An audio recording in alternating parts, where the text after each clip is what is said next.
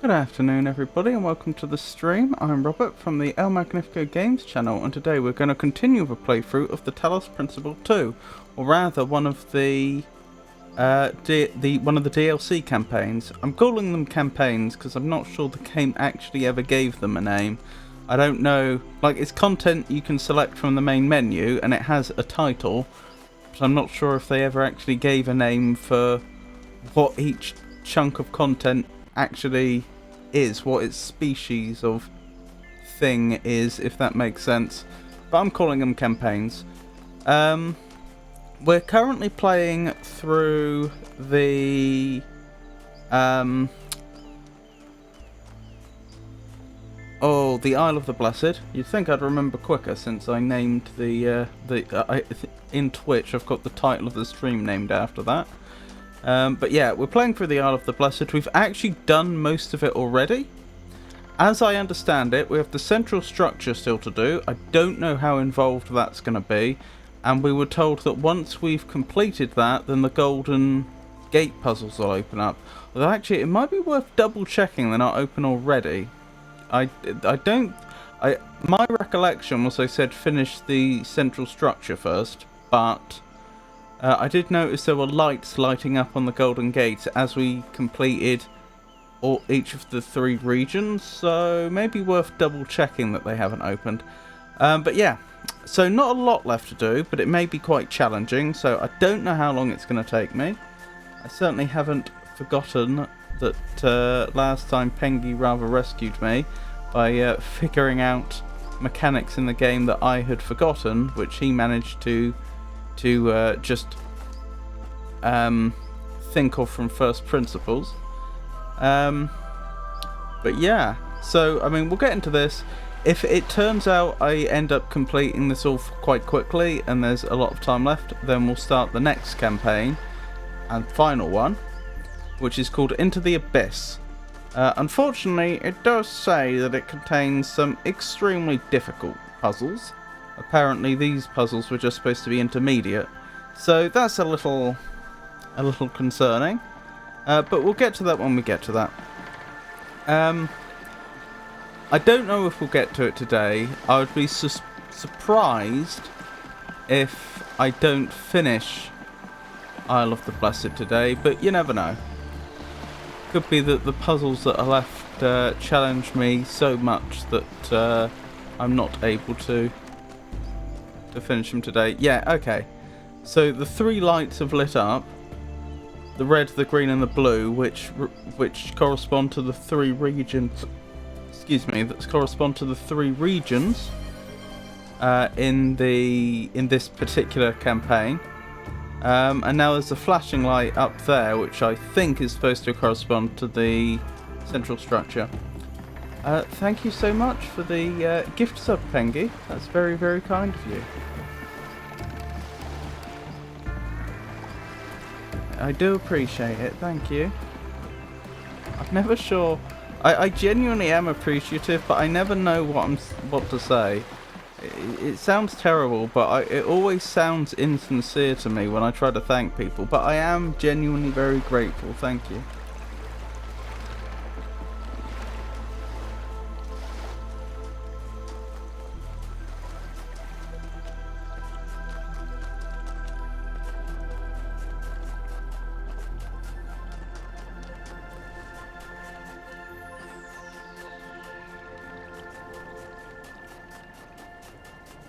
I'm literally trying to figure out. Well, yeah, let's get into it. I'm literally trying to figure out how I get into this structure. It's Oh, come on, brain. You should remember this. It's.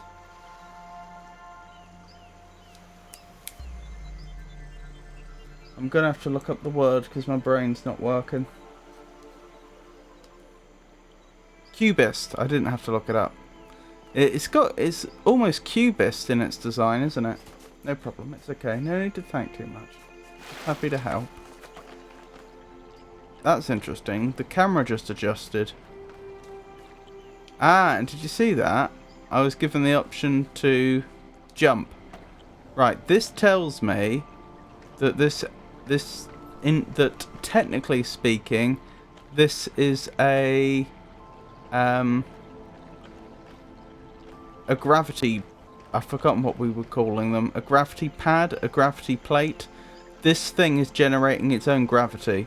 We've seen it before in some of the puzzles, but they've always had a very distinctive appearance. This is the first time we've had any surface generating its own gravity. Which looks natural. Ah, so shift of gravity. This will be interesting.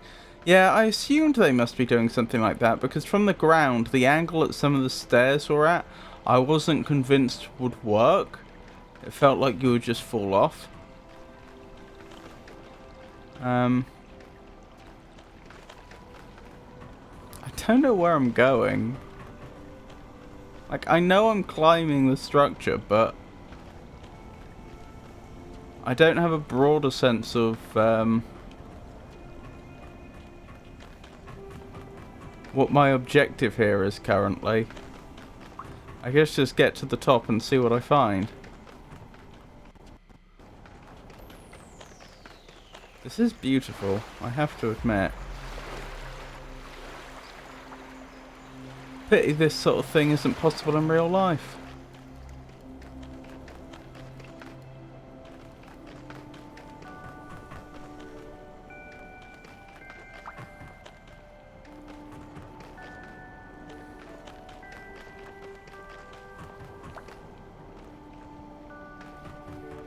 Okay, well I found something here.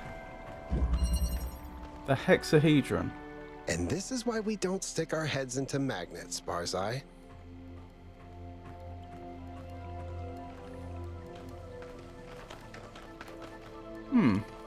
Interesting. So if I get a red signal here, I'll gain access to... Is that a jammer?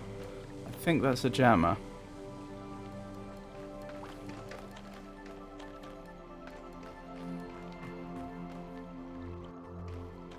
Interesting. Why are there little metal bits on the stairs? I guess that's just artistic. Okay. There's a red signal coming from up there.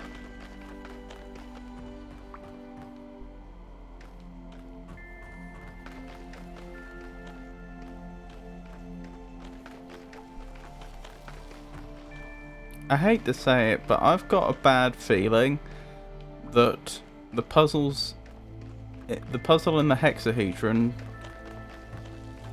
these puzzles aren't going to be difficult by virtue of having a complex puzzle structure so much as just being difficult to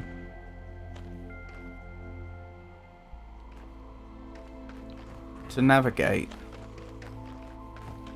and therefore to build a clear, comprehensive picture of in one's head. That's interesting. Having a purple force field there.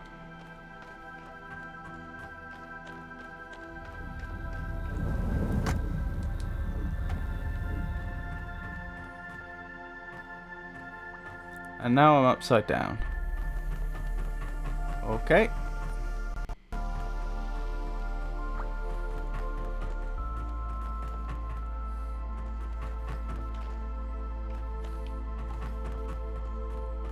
I feel like I'm walking through an MC Escher painting.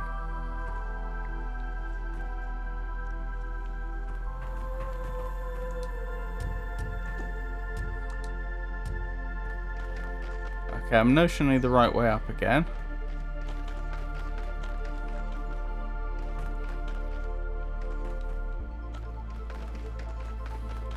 I'm just... my brain is boggled. I can't comprehend all this. I can't contain all this in my mind.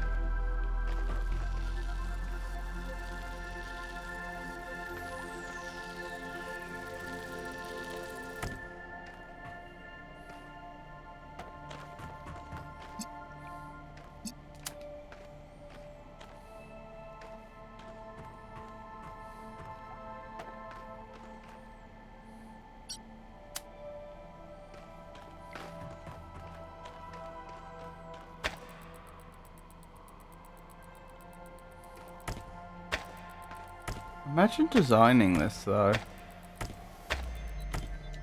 Because think of all the angles they have to take into account. Surely they use some sort of algorithm on a computer to figure out how to generate this structure.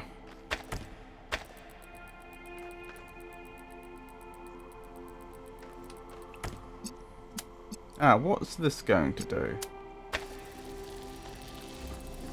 Checkpoint reached. Okay. That was interesting.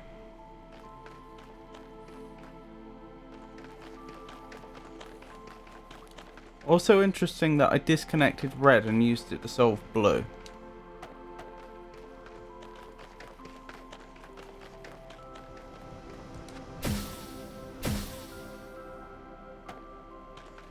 Because that implies that possibly I should be ignoring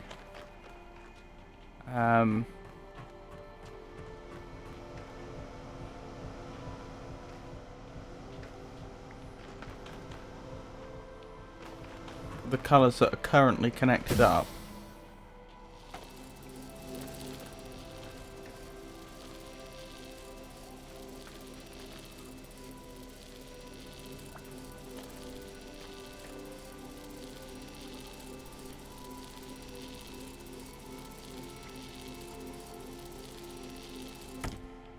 Okay.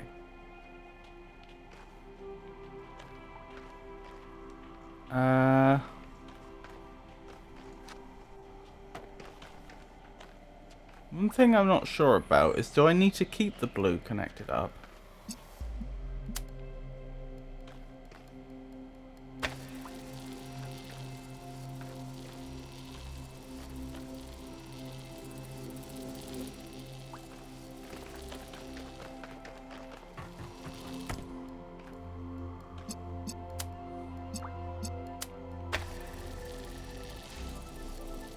Ah, I can get the jammer now. That's good. This would be interesting in VR with regards to motion sickness, but curious if it would help to understand the structure and get a better sense of orientation.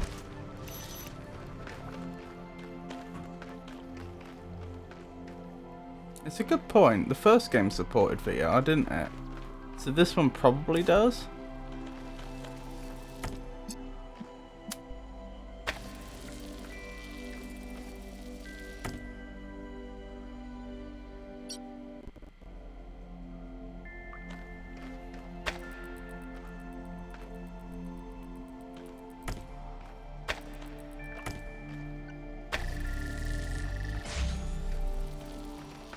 Okay. Thanks. I don't know if I needed to do that. As in reconnect the blue. It's possible that wasn't needed. But, as a result of my actions, I have freed up a jammer and I have freed up a connector. Possibly I can also use this connector in future as well, depending upon whether I need to use this fan anymore.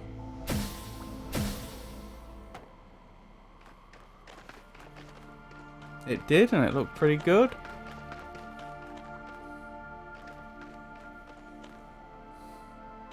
I mean, I think my main problem with this is just the sheer amount of space that I have to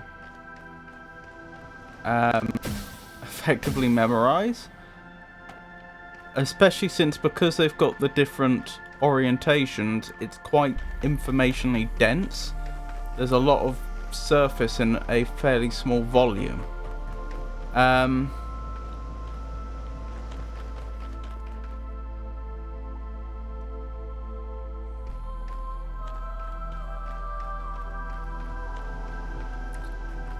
And in a sense, it's not even worth my time to try and memorize all this, because I'm only doing this puzzle once, and I assume it's not going to take me that long. Like, okay, sure, it might take me an hour, it might take me 2 hours, but in the grand scheme of things, that's not that long. It would be different if this was like a hub area in a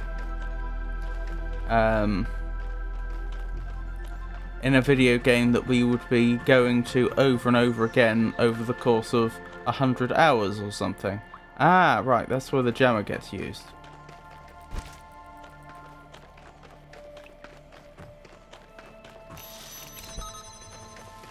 Okay. Checkpoint reached. Whatever that means.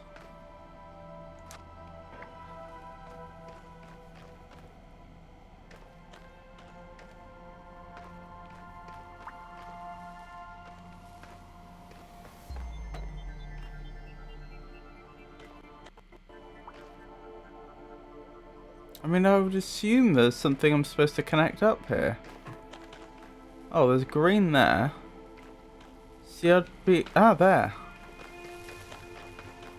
Well, funnily enough, I needed a connector and a jammer, and that's exactly what I've been given. So that suggests I'm on the right lines.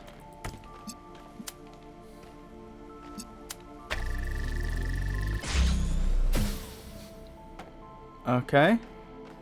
Well, we've completed a red puzzle, we've completed a blue puzzle, and we've completed a green puzzle. And those are the 3 primary colours that are used. So...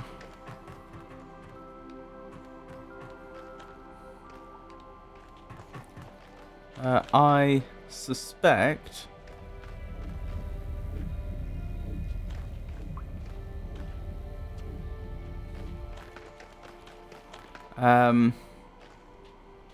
that's a significant portion of this puzzle solved, if that makes sense. That whatever's coming next is probably...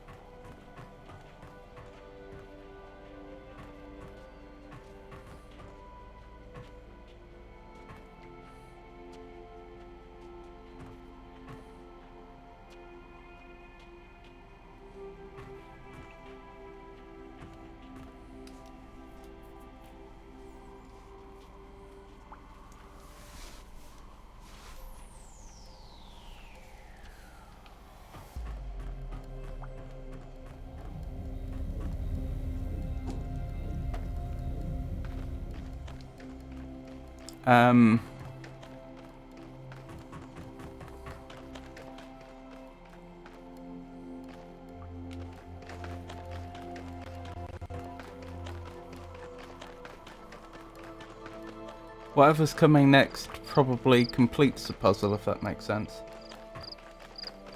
I could be wrong. I have noticed... that it would be to my benefit to connect up a green puzzle. So I might be wrong. Maybe it is just going to continue like this. And the easiest way to achieve that is, of course, disconnecting the blue, since that gives me access to another connector.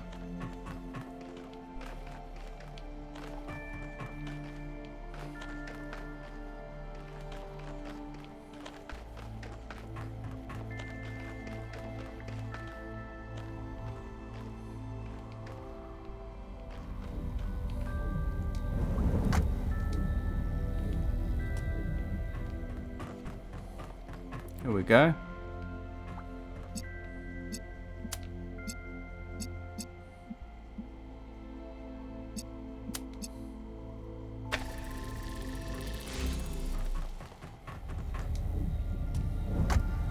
Oops.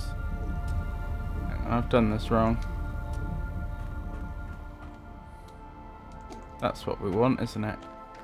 There we go. And now I can head up here. Checkpoint reached. Oh, another red puzzle, perhaps? I don't have any more connectors, though. Oh, there's a connector there. Is that also a connector? Yes, and it just goes off to nowhere. It's a dead end, which suggests I can use this. What am I trying to do? Reach the top?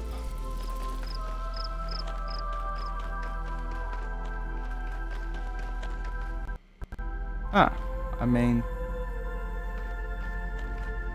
that seems like it's worthwhile to do. I am pleased that at least up to this point, they haven't tried to both befuddle me with complex geometry and give me complex puzzles to solve. I think both at the same time would be infuriating.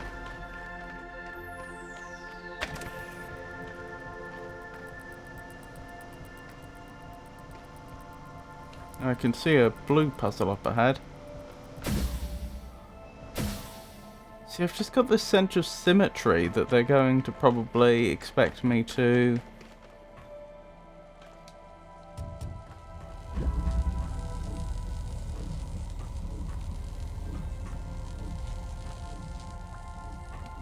complete an equal number of red, green and blue puzzles. Oops, that was silly. I should have been thinking about the local gravity.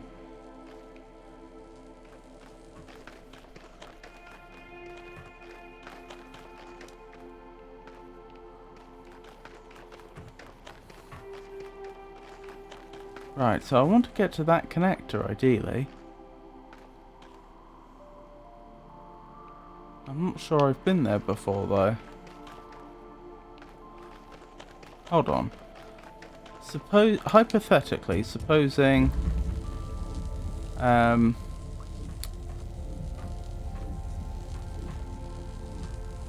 could get there. Where would I get the green from?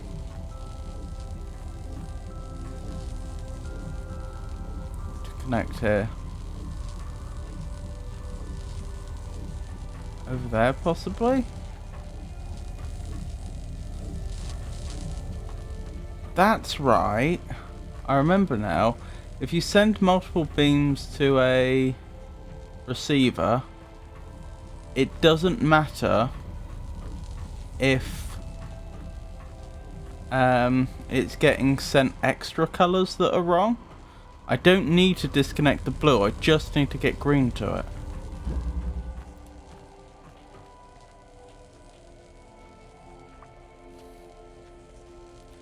Problem is that green one over there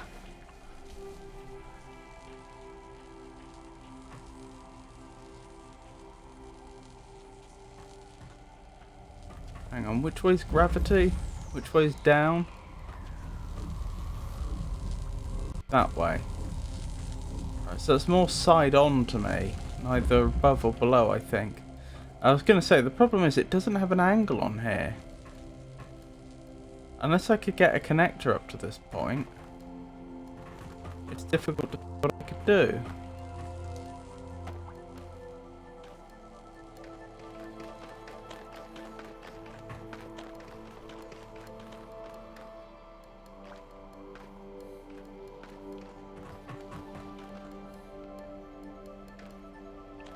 Oh, is this taking me up to the blue?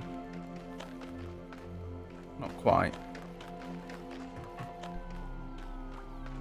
It's taking me up somewhere though. Okay.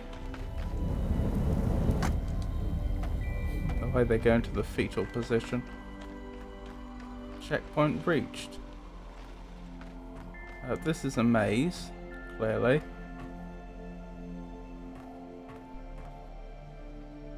One issue though. Oh, I've got a good view on the green now. One issue though is I don't know where I even want to be with respect to this maze. There's no obvious exit. Oh, is that it? Ah. And I'm guessing I'm not allowed to jump because that I don't think is down. I think I'm upside down right now, so I would just fall what seems like up right now. There we go.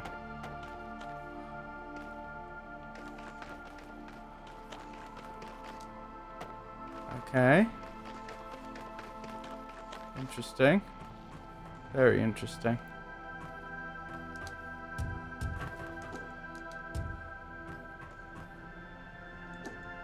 Well, I'm inside, so it doesn't really matter which way gravity is. There we go.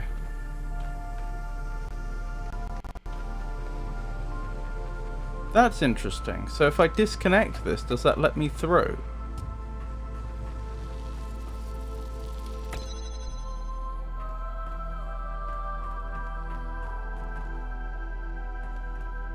Yes. Okay, so we want to disconnect that. And we need to connect that to a green. I don't know where I'm getting green from. I don't seem to have a point of view on any green here. So I guess I should assume... Why can I not walk onto... Oh, there we go. I guess I should assume going down here is going to give me the angle I need. I don't know, but it would make some sense.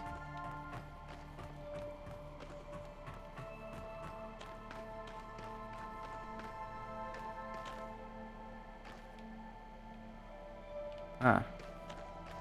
Over there. Okay.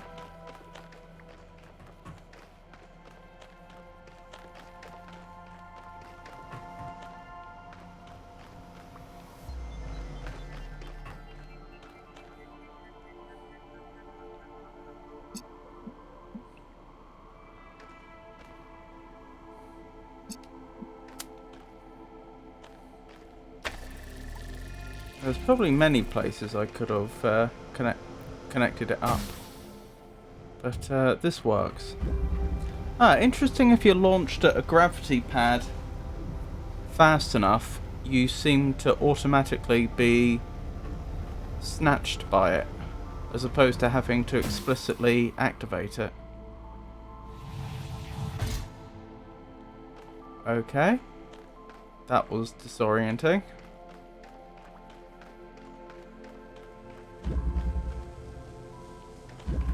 I have no idea where I am now.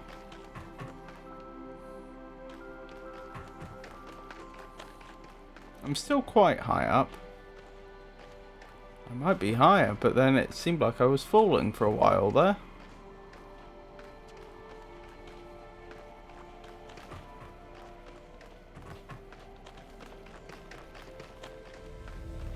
Can't get in anywhere.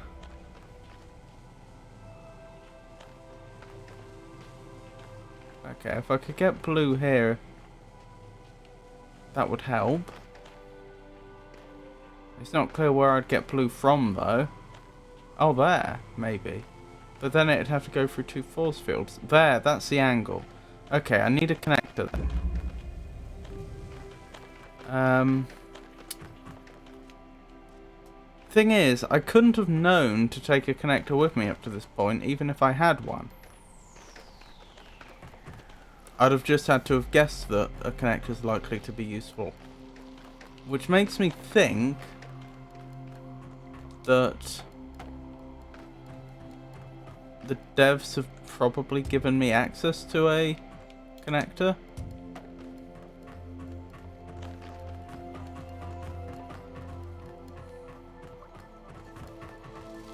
This one, presumably. Yeah, I mean, this is just a dead end. It's not doing anything. There's no harm in taking it.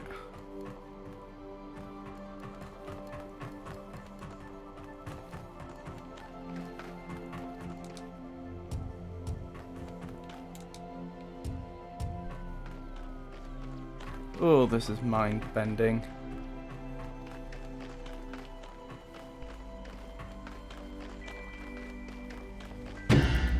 Oh. I should have thought that. Is that fatal? No, it's not. That's fine.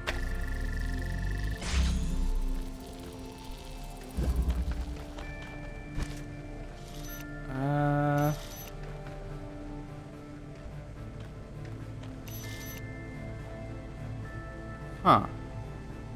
How am I going to sneak this out then? This is the only way out which doesn't have... It does have a purple force field here. Maybe I don't sneak you out. Maybe you stay in here and just create the way forwards. I mean, if that's the case, I don't need you anymore. And I may as well take this connector with me just in case.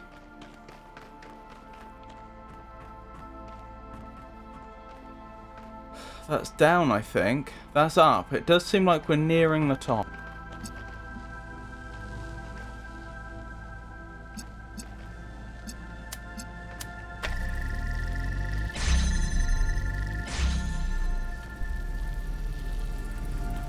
Seems like I made the right decision by taking this with me.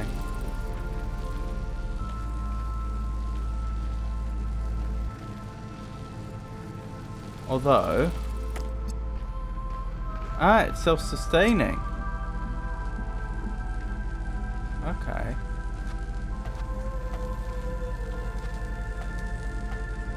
Right, where's the blue coming from? It's coming from here. And I want to try and connect it up till there, to there.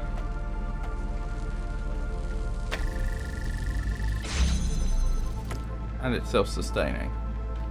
Good.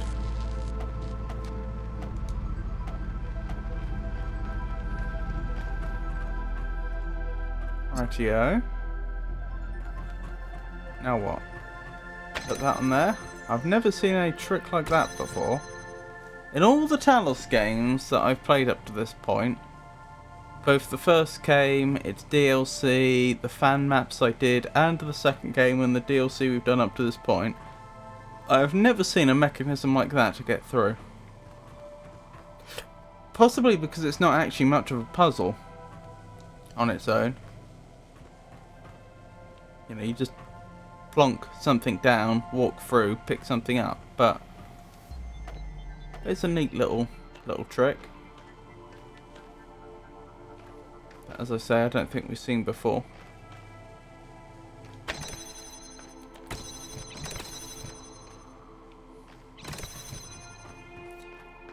Although I suppose it does have one advantage, which could be built into, which could be used as an important part of a puzzle.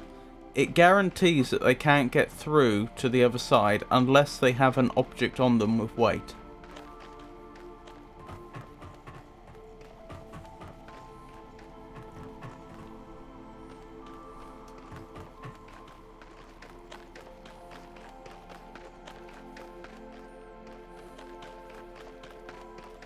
Here we go.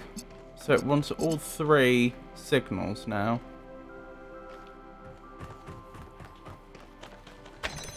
I thought it was going to be something like this.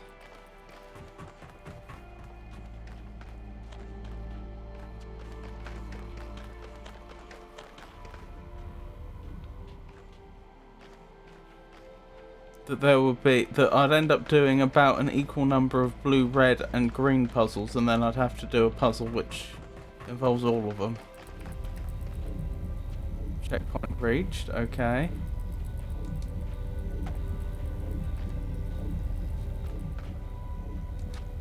Ah! Is this a much earlier point? I guess it is.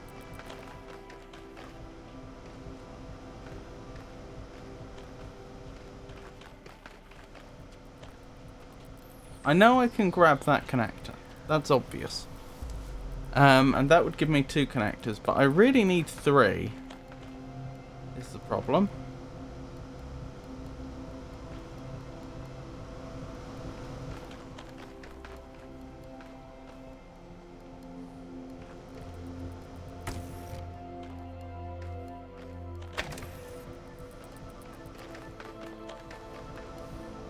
Alright, hold on a second.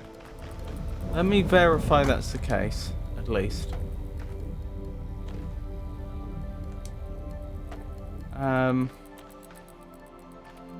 So hypothetically, I would need...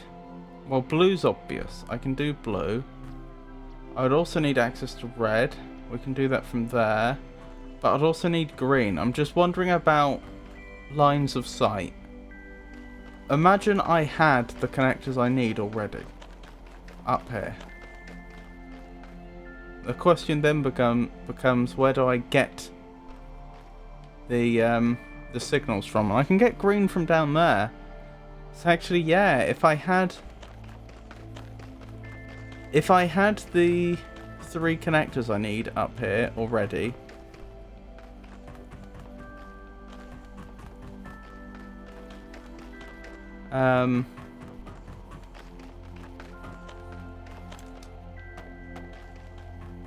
I could do it. I've just noticed another interesting thing about that particular mechanism. It's not just that it guarantees that the player can't get through unless they have a weighted object on them. It actually works both ways. They can't go back unless they have a weighted object on them that's not in use, which is interesting. Okay, so I think it's clear how I could get 2 connectors up here.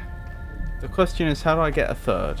So I think we try heading this way and see if at any point along here I left a connector behind that's not in use.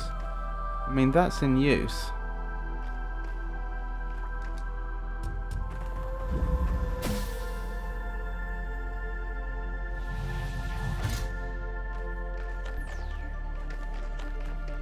We did that. There's no connector free here that I'm aware of.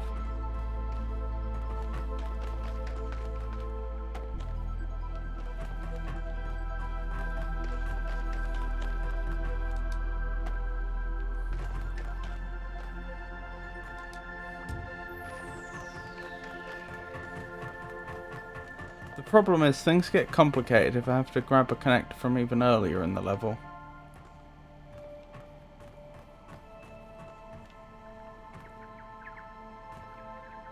This must have been where we picked up a connector, presumably.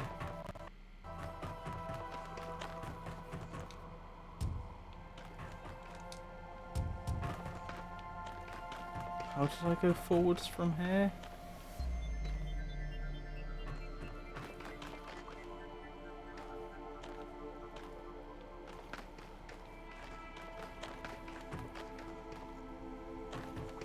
Oh, was it over here? Yes, it was.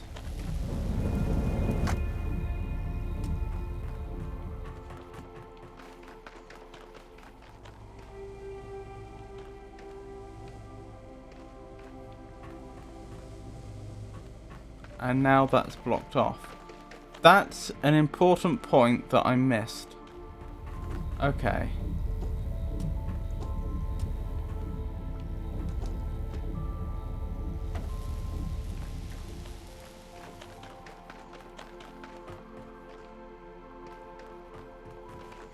So I couldn't walk anything through that way even if I wanted to.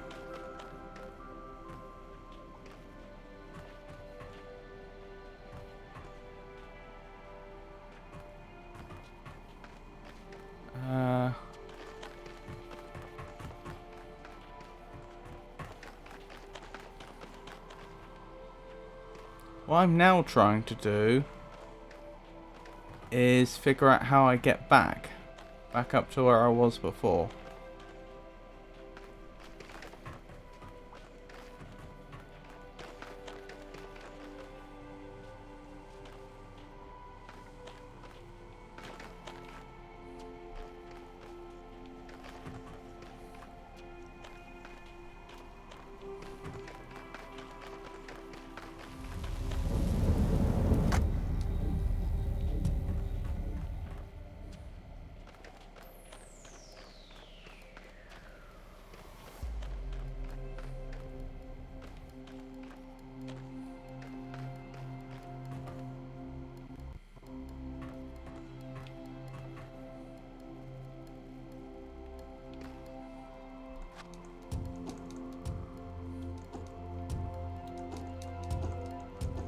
Oh, interesting that I'm not allowed to disengage here.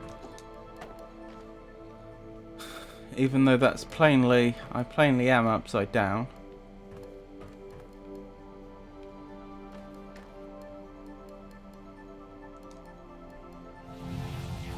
Oh, I can. Oh well. That's unfortunate. I'm gonna reset and hope I go back up the top. Yes, I did. Okay. Right. So we have that connector which I can use. It's a shame I had to use the reset, but it is what it is. I can grab that one and use that one. The problem is I'm going to have to grab at least one connector from earlier on. That's my way back, which is why I can't grab that one.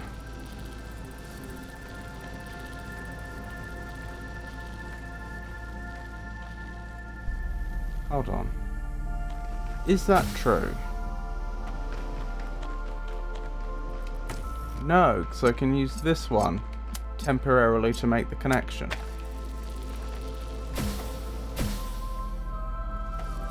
That frees this up, so I can take this back. And now I have the two connectors I needed. Well, that was simple. Wish I'd thought of that the first time.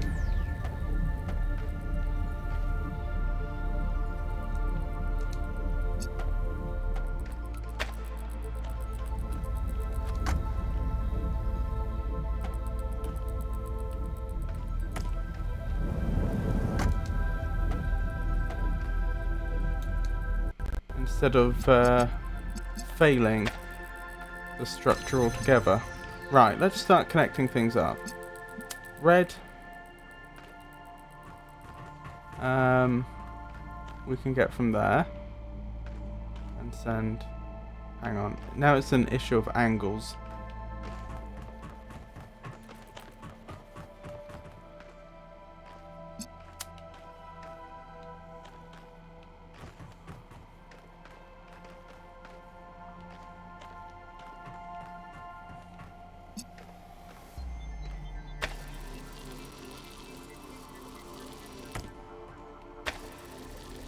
Lovely.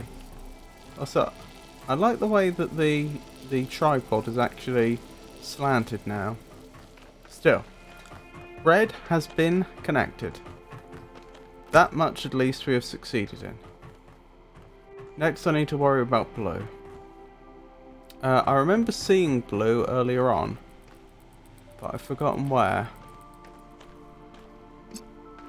And I'm not seeing it now. I hope that reset didn't like put the level into the state that the devs expected it to be in, and therefore undo something I was relying upon. Oh, I'm not sure this is how I was doing it before, but...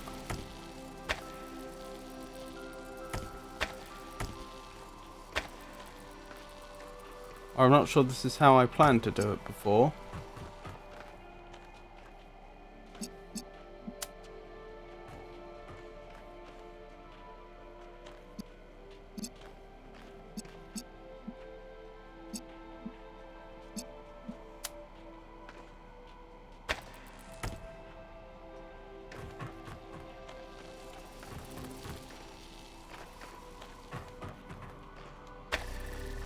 But it works. Excellent. And now this is where we'll find out if the reset actually put me back to where I had saved it. Yeah, I think it has. Because I think that was there before. There we go, that's all 3. Goodness me.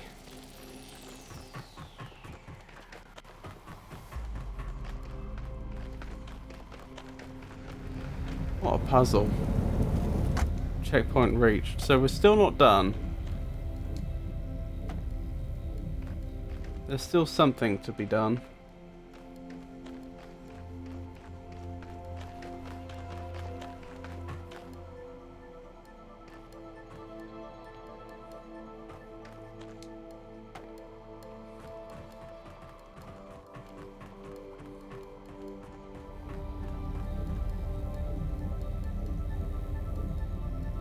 Okay. Not sure where we're being fired off to. Oh, is that it? Are we? Is this actually us done?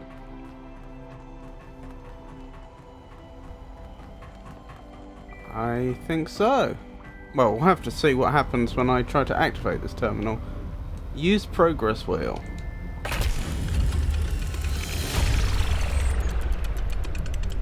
Wow. A rainbow. Congratulations to Yakut for solving the hexahedron.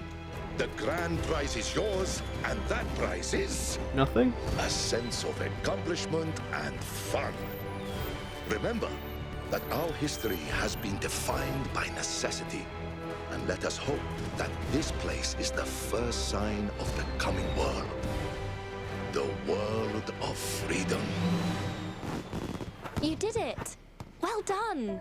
I did do it. I can't believe it. This feels incredible. I feel like I can do anything now. I could submit the new navigational system I've been working on. Could I? Yes! Miranda, will you move in with me? Move in with you? Yes? Yes. Yes! But you do realize this has nothing to do with solving the puzzles, right? You don't need to impress me. But I do impress you, don't I? Yakut, the master puzzler. He navigates the galaxy and the secrets of the puzzles on the weird Barzai Island. I don't know. Yes, dear. You're very impressive. And you're gonna move in with me? Like I didn't hallucinate that? Yes, I will. Most of my stuff is already at your place. Were we ever like that? Not really. We had so many responsibilities, so much to worry about. The weight of history, the endless problems, all that grief. It was a miracle we found time for each other at all. But this, them, that's the point. So many generations sacrificed so much. Millions of years of human history, of suffering and struggle. What would be the point if the world didn't get better? You're very wise, you know that? It's the deep voice.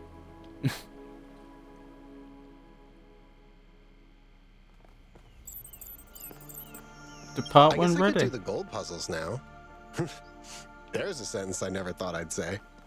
Yep, gold puzzles it is. You're not off the hook yet. Blimey. That was alright. I mean, it's as I suggested earlier. It was more mind-bending. It was more mind-bending geometry and not difficult puzzles. But if they had actually combined the the mind-bending geometry with difficult puzzles, I think it would have been too much. So it was alright. It was an experience. Sorry, I keep trying to think, where is the gold puzzle in each of the areas? Were we told on the map? Because I know I've witnessed them all before, but I do not recall whether I've... Sorry, by witnessed, I mean I know I've been there, but I don't have them memorised. Yes, okay. It is showing me where they are. This one's on like the far side, which is fine. That won't take long, now I know where I'm going.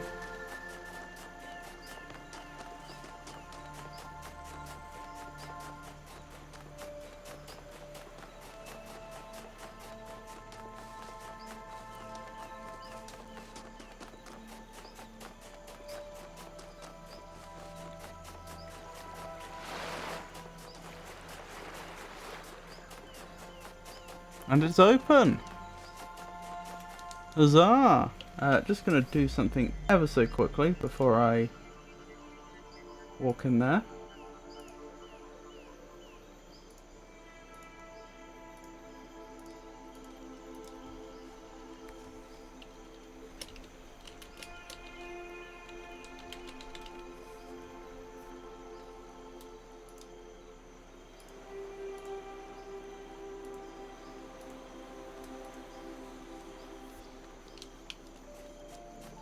Right. The prisoner. Haven't we already had a puzzle called that? Possibly in a different one of the Talos games, but that does sound very similar to me. It's also the name of a television series.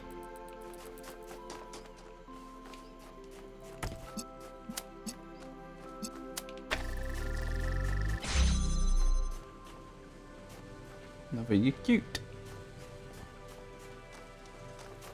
So freeing them is the puzzle, getting in there is the puzzle. Alright.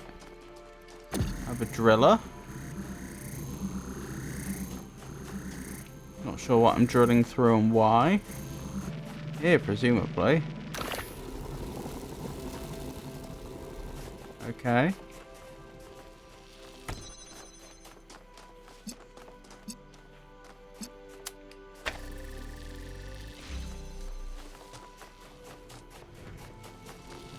Right.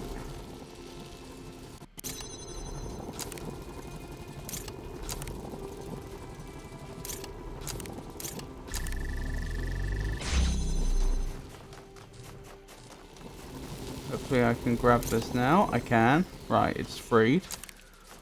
How do I get you out? I think I'd need a jammer. Which is interesting because I don't recall seeing a jammer. Well, this area seems to be done so far as I can tell.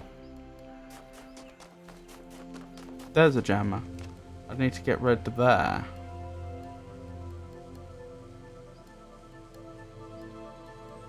That's interesting. Right, to make that happen, I think what I need to do... Hold on, I'm going to move you slightly so that you're not getting in the way of beams that are travelling through there. I think the reason we have both a red and a blue producer in here is so that I can swap to the inverter at this stage. I think that's the only reason.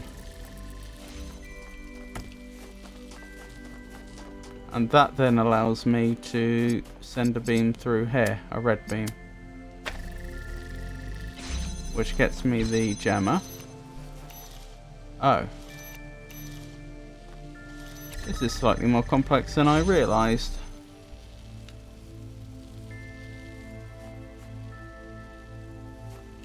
Well, I can do that, obviously. Ah, that's why there's the prisoner. So the prisoner can get out here. And now the prisoner's free. We can do that. Is there... Yeah, I just need to get red there.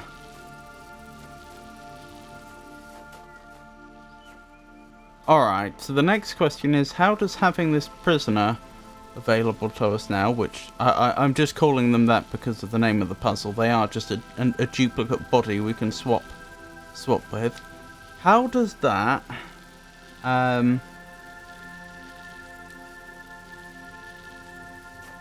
help us complete this puzzle?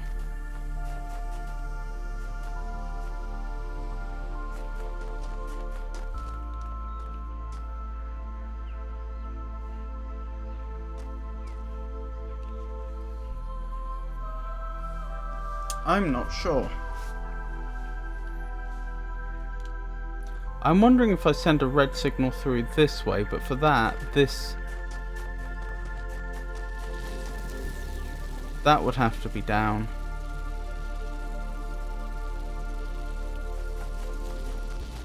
Which doesn't look straightforward.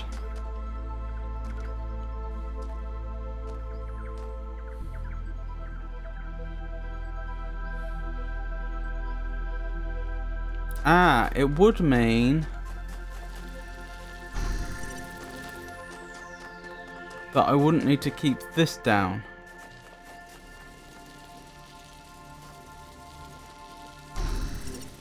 Yes, okay. This is starting to make a little more sense. I don't need to keep this force field down anymore with the help of the prisoner. I think, therefore, I connect that up, I grab the inverter, and I take the inverter through here. Now I need to swap with the prisoner, our doppelganger. Now our doppelganger is going to take the connector here, and they're going to connect up the blue, like so. If I can manage it. That's probably not a good angle. That's still not a great angle. Oh, hang on, I can just move this. Good. Now we swap to our original body. And if I'm not mistaken, it should now be possible. I am mistaken, the angles aren't right.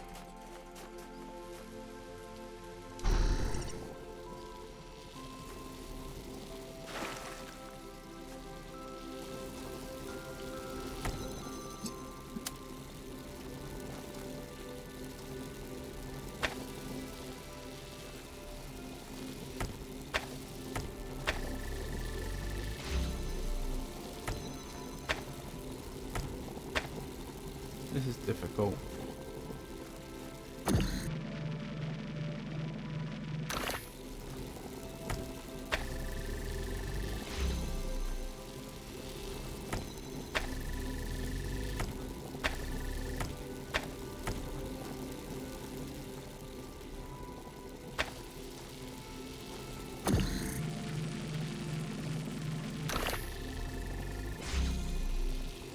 I think I've done that now.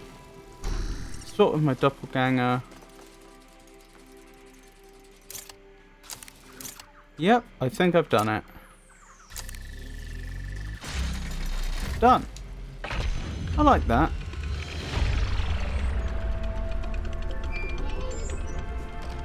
Yes. Yes, indeed. That was a fun little one. Not too hard,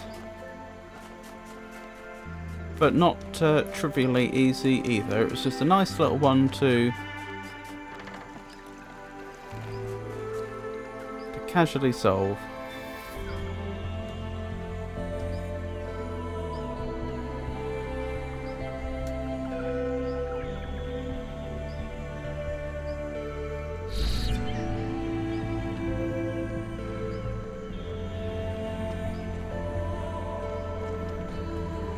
Right, now we need to try and make our way to the next golden puzzle.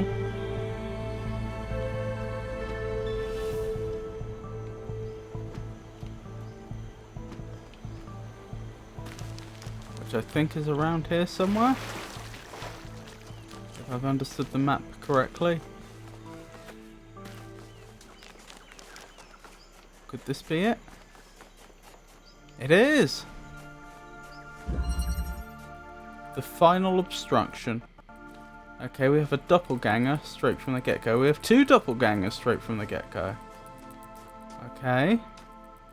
I'm trying to get red here. What will that do? Is that the only puzzle here? Getting red there? No, there's 2 force fields. It's not clear what drops the second force field. Alright.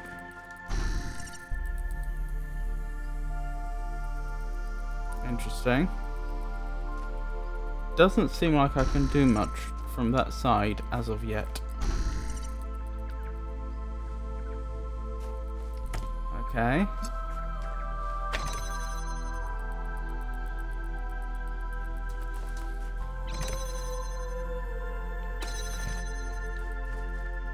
That's interesting. How am I ever going to get another weight to go on there?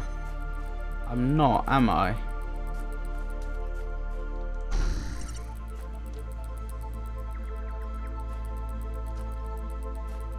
Do I have any producers? I have a blue producer over here. Okay. And I have a red producer over there.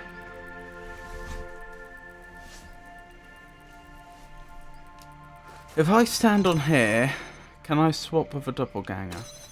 Good question.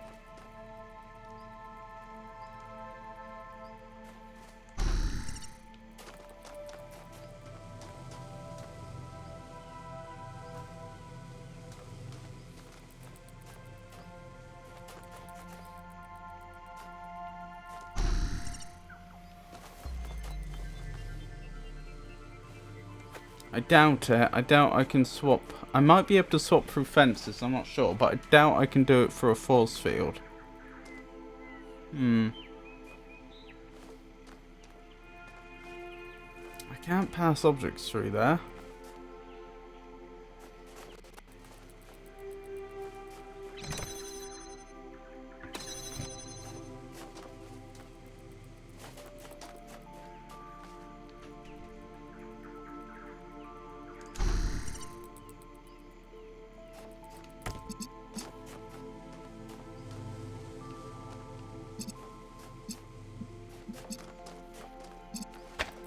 Well, I can't progress that side without getting red.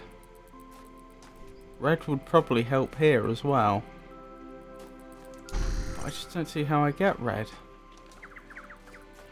Ah! No, I think I get it.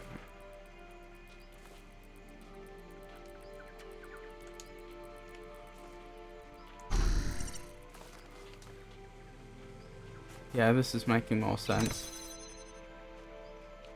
Okay. In which case, you need to be connected up there.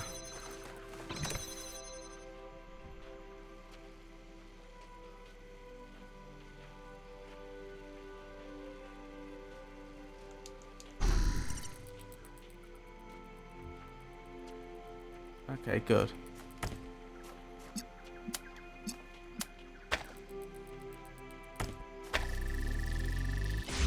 Good.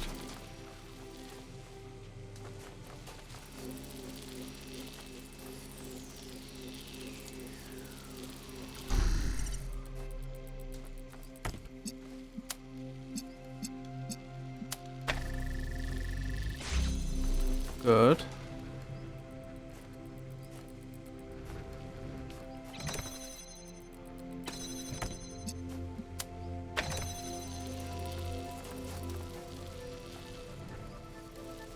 That's an interesting problem. I need red to continuously go there in order that I can have blue.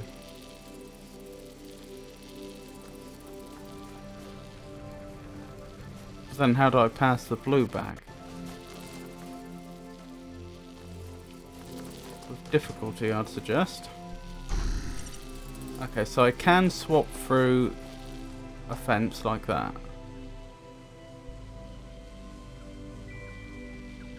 But the problem is that I can't pass a beam through a wall like that. Bars like that.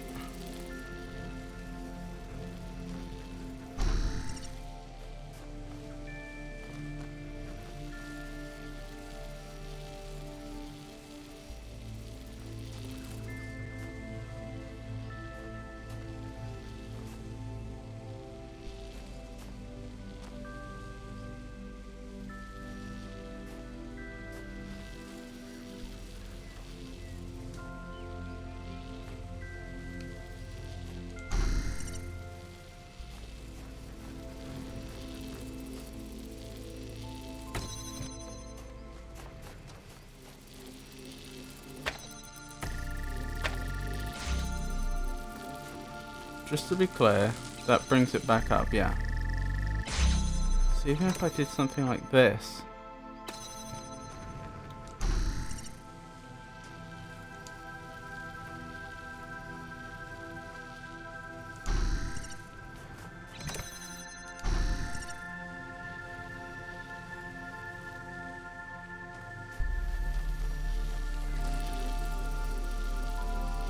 The problem is I disrupt that. Why did the blue not stop?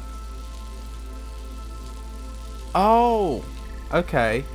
I see. So that far side pressure plate also keeps the other force field down. Okay, that's what makes a difference.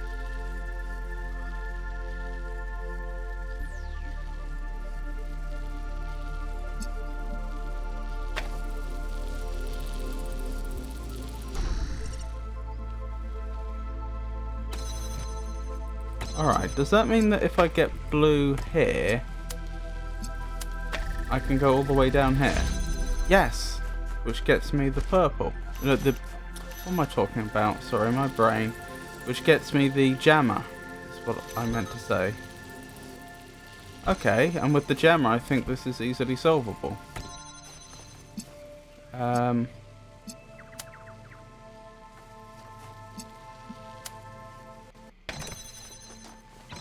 I just need to get the red back.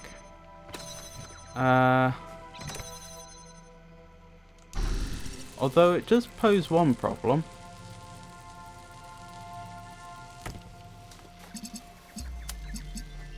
Still.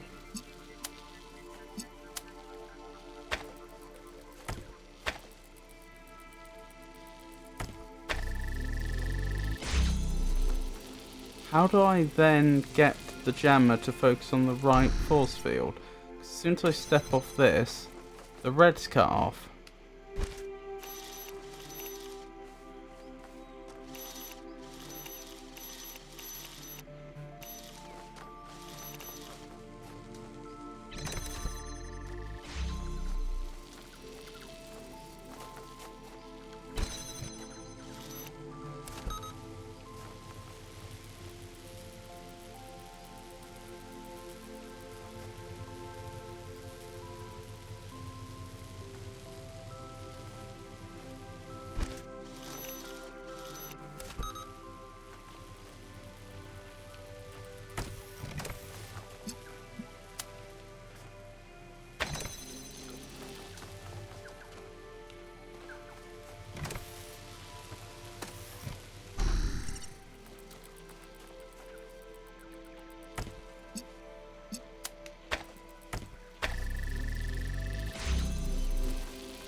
Have I figured this out? No.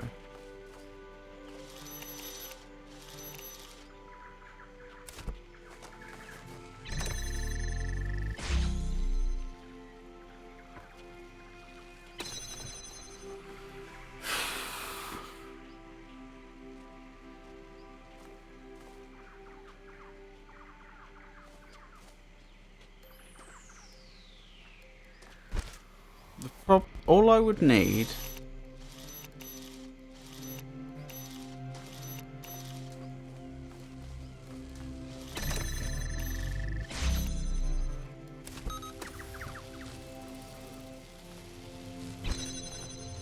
of course that wouldn't work. Is a way to tell the jammer which force field it's supposed to be jamming, because currently it's hitting the first one, which I don't want it to.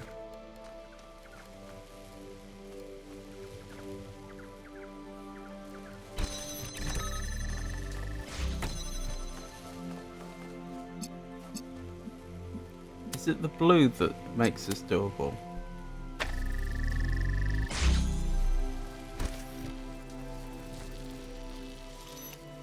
No.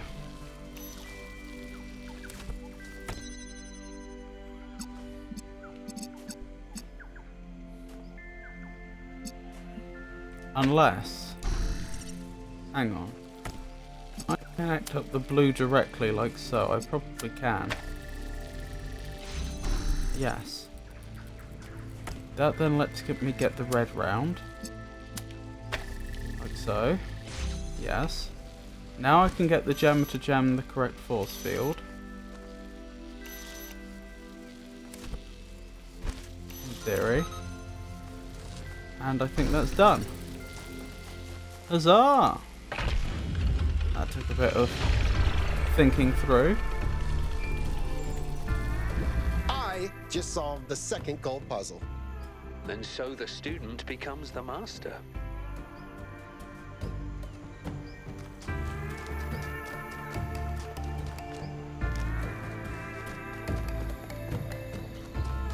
Now I'm just looking for the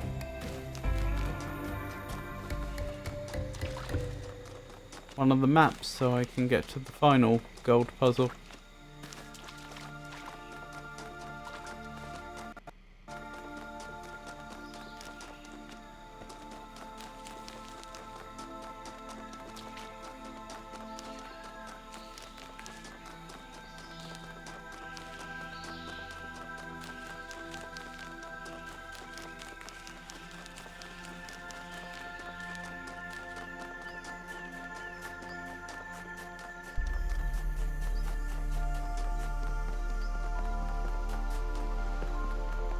Oh, hello there.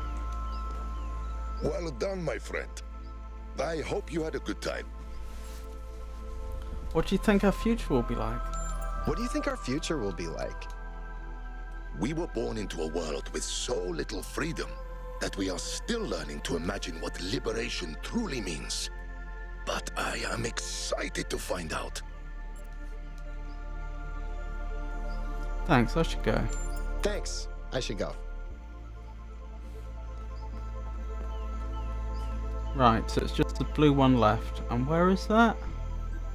I see.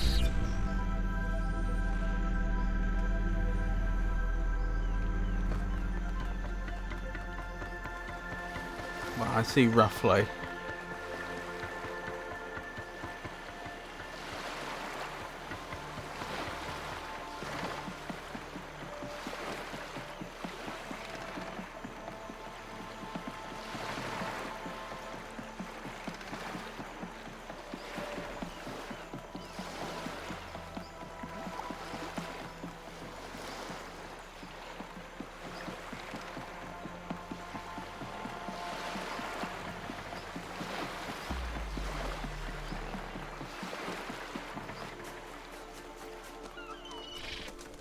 Is this the one? No. This way, you say?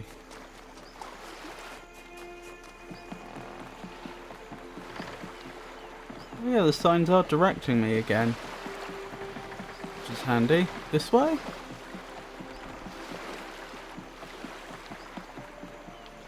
This way. Ah, over here, I think.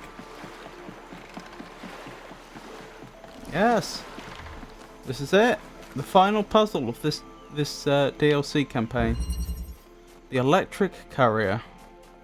So we're gonna have one of those little hover bots that can transport. Yep, there we go. Transport things around.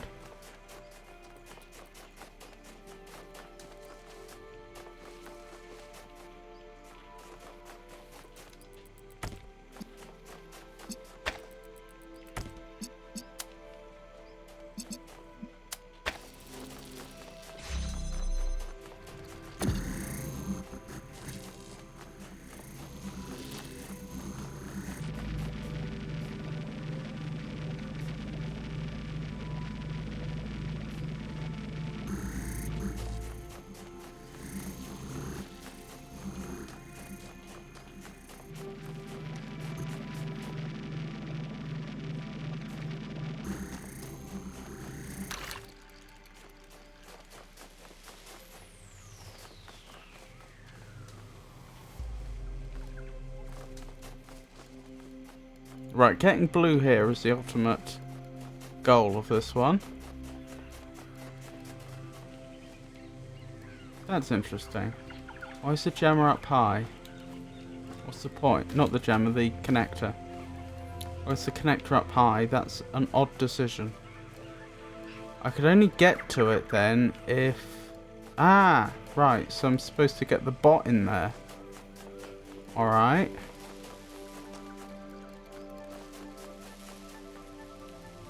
Is there another way to drop this force field? There is not.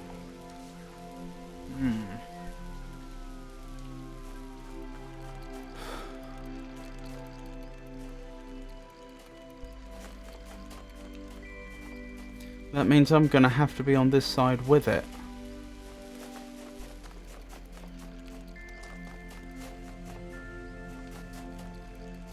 That's interesting.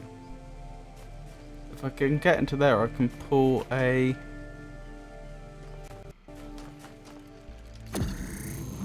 lever that does something.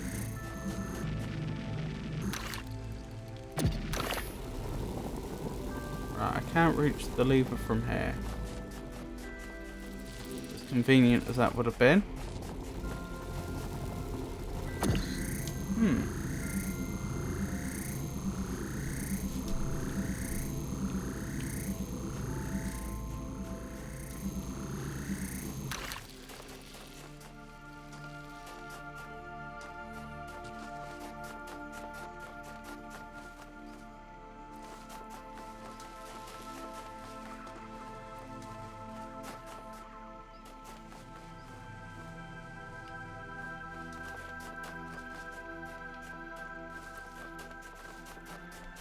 I feel like this is probably used at the end.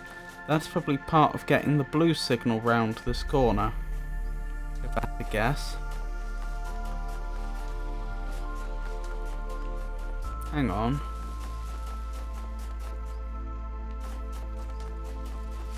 I can use this to get the jammer through. The problem is, even if I got the jammer through... Oh, I see. Have to do it like so that I can get through to the other side. Yep. Okay, that's a big deal. That provides a lot of options. Good, that's kept that force field down. I don't know why that matters, I will be honest, but nevertheless.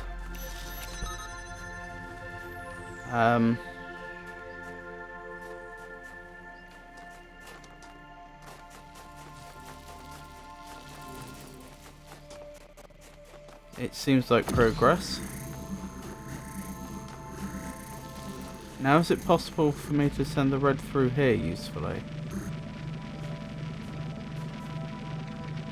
Not really.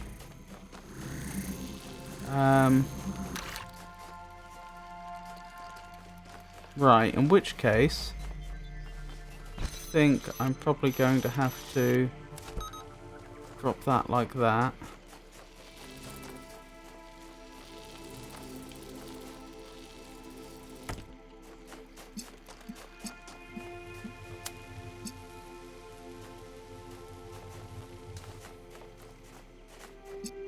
Oh no, I see. It's that. Ah. Oops. I put it in the one place I couldn't.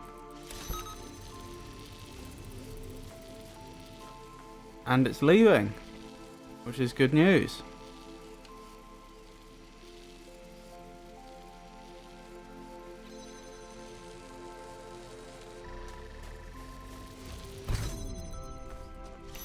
Alrighty. This needs to come down. Now I think this is why we needed to be able to... why we had to drop that force field and why we need to be able to drill through that copper wall. I think it's now that I use this to get a signal to the hovercraft.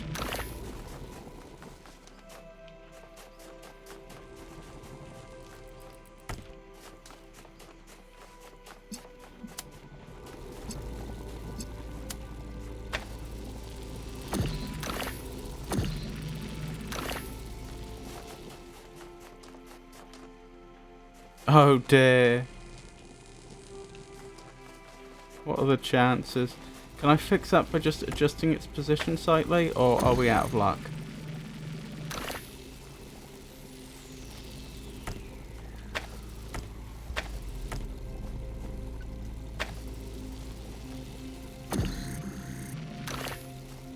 There we go. Doesn't mean it'll go all the way through like that. Hang on, am I doing this a really dumb way? I am. I don't need to do it like this at all. I can just do it like this. So I'm still at a loss as to what the point of that little section was. Why I would want to be able to make a hole through that copper wall. Maybe it becomes apparent subsequently. Okay, we're closer now. Right, this might be the time to make a hole through there. Sorry, to use the jammer to bring that down, I mean. Is this where the copper wall comes in? Looks like that may well be the case. Okay. But first I'm gonna need to swap the jammer to the other side again.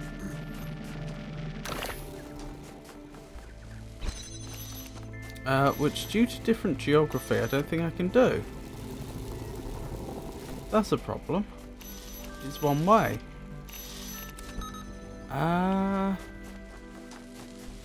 Alright. Guess I'm not.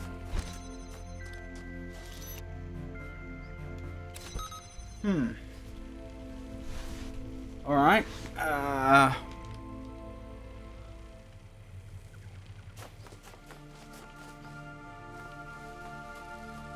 I should have had the jammer on there. Right. Okay, that makes sense.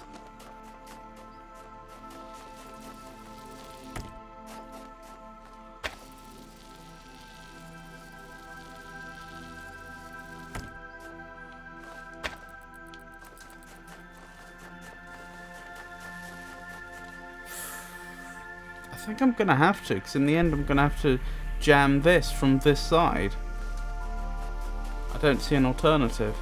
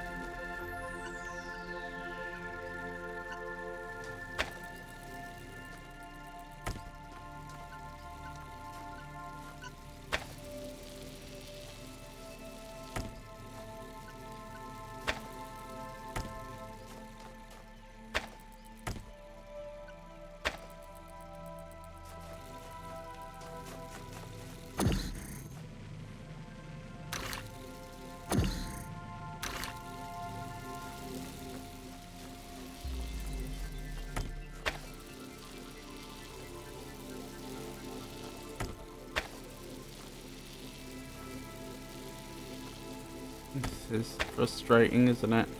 Oops, I made that one mistake.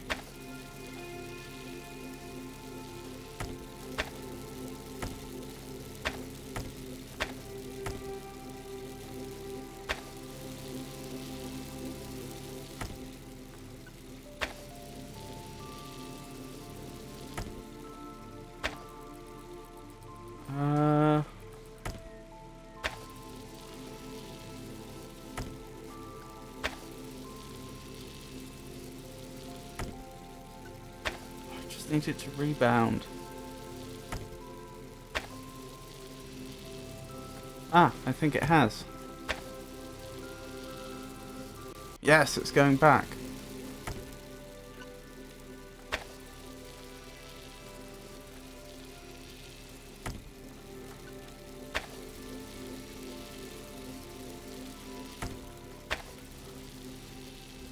Oh dear. What a kerfuffle. Here it comes.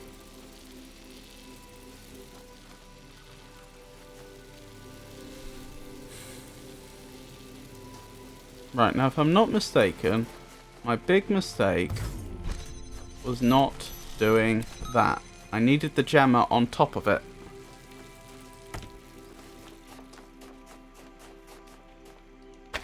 I could be wrong, but that's what I think I did wrong.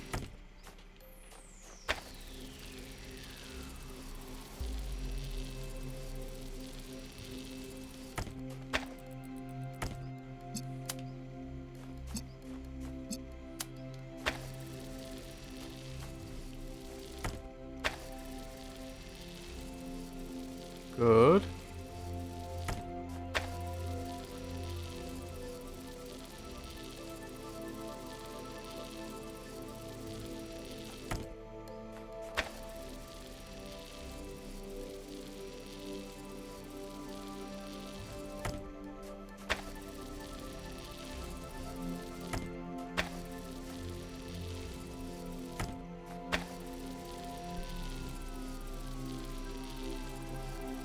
Good. We're doing it. Right, now this is on the other side. I can just rest it there. Doesn't need to sit on top anymore. And now it's just a matter of getting the red signal where we need it to be.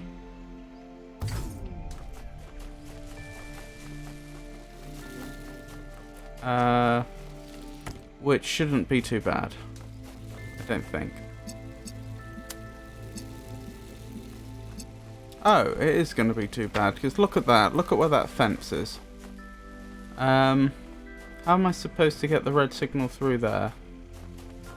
Oh, hang on. Like so.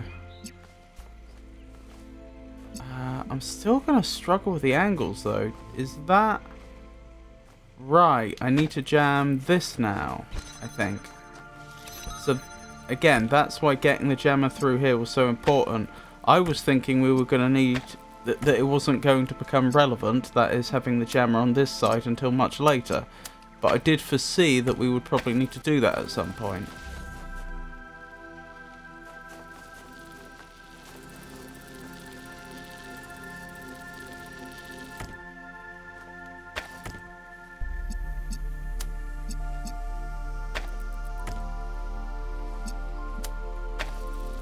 Oh, goodness me, a palm tree's in the way.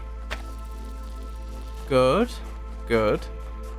If I've done this correctly, I believe... No, come on. You can't be serious. Oh, I can take it. Yes! And now this should be... No, we're not done yet. That is a major breakthrough, but we're not done yet. I shouldn't need to be concerned with the hovercraft anymore. The only thing left is to transport the blue.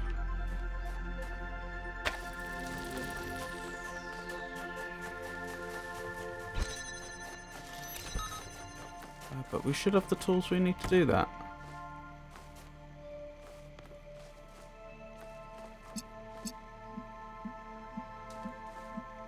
Oh dear, look at the angles I need to make here. That's not great.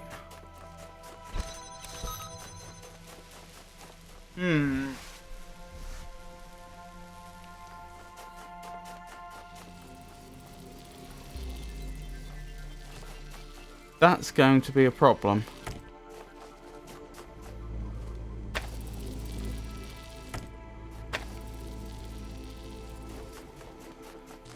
Do I get an angle there? Actually, thinking about it, the best place for this would be right in front of the red. Because I know I've had an angle on the red before through that window.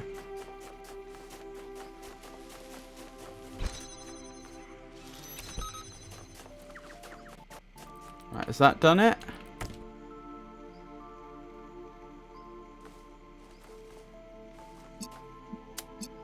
I think it might have. Oh, this is going to be a very... I'm going to have to be very picky about my placement. There we go. Yes!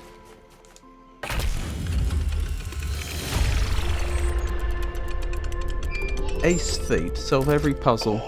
Congratulations. Once upon a time, these golden gates hid a secret hope too painful to accept. Now they exist only to bring joy. I hope they have brought some joy to you too, Yakut.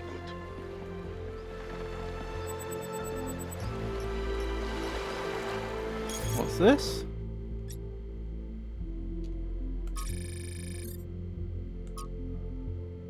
They're back. Observe Byron and Alcatraz in their natural habitat, a complex discussion on philosophical ideas in which they completely disagree and yet somehow manage to be pleasant about it. In this instance, they have drawn in the elusive creature known as the Barzai and are arguing with him about the nature of the sublime. I think he's either terrified or having the time of his life. Multiplicity. Greetings, friends and fellow citizens. I'd like to inquire as to the possibility of existing as a single consciousness in multiple bodies simultaneously. I would very much like to exist in this fashion, but I am not certain whether it is feasible. Bezad. Linux. In theory it is possible, but if you want to be one continuous consciousness, there are some strict technical limitations, largely involving distance and the speed at which information can travel. Hard limits are hard limits. Neath. There's more to it than that. You would also need a very different sort of mind than we have, capable of dealing with all this input and output in parallel, which is certainly feasible, but should be done carefully. Helga, finally, an application of all this new technology that will actually expand someone's mind.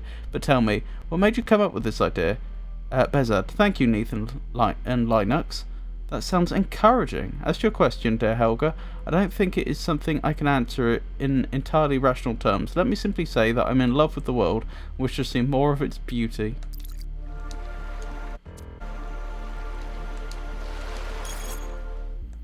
What to do? Okay, so let's say I want to try doing something...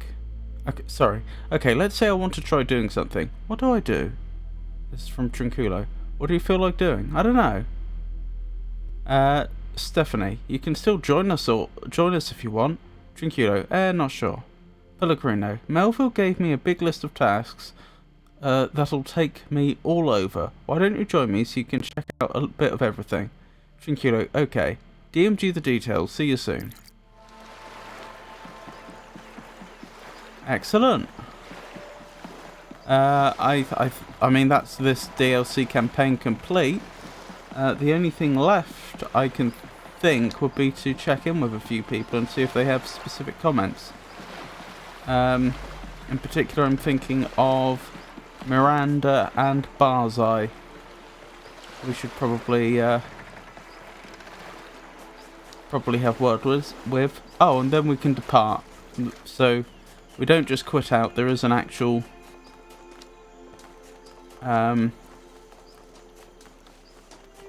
departation action. Fair enough. Where am I?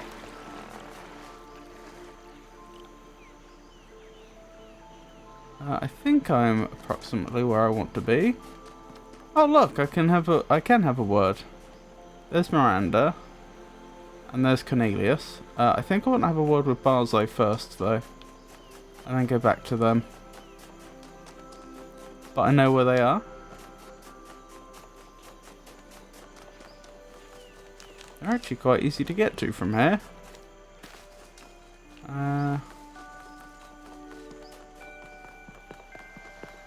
Oh, no new comments from Barzai. Fair enough. Right, let's have a word with Cornelius and Miranda, and then we'll depart. And I suppose we'll begin the next DLC campaign. The final one.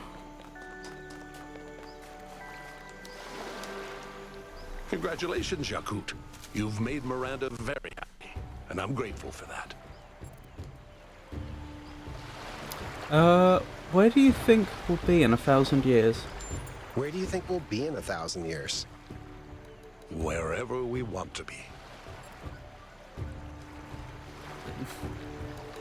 Okay, I should. I should... Off you go.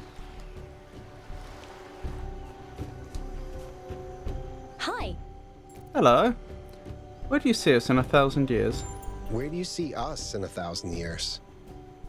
I see us having completely different bodies, new senses, new abilities. But deep down, we'll still be ourselves. You'll be cute, and I'll be brilliant. I see us exploring and building and bringing life to the universe. Together. Having someone like you is all I ever wanted. Having someone like you is all I ever wanted. Alright, gotta go. Love you. All right, gotta go. Love you. Love you too. Dork.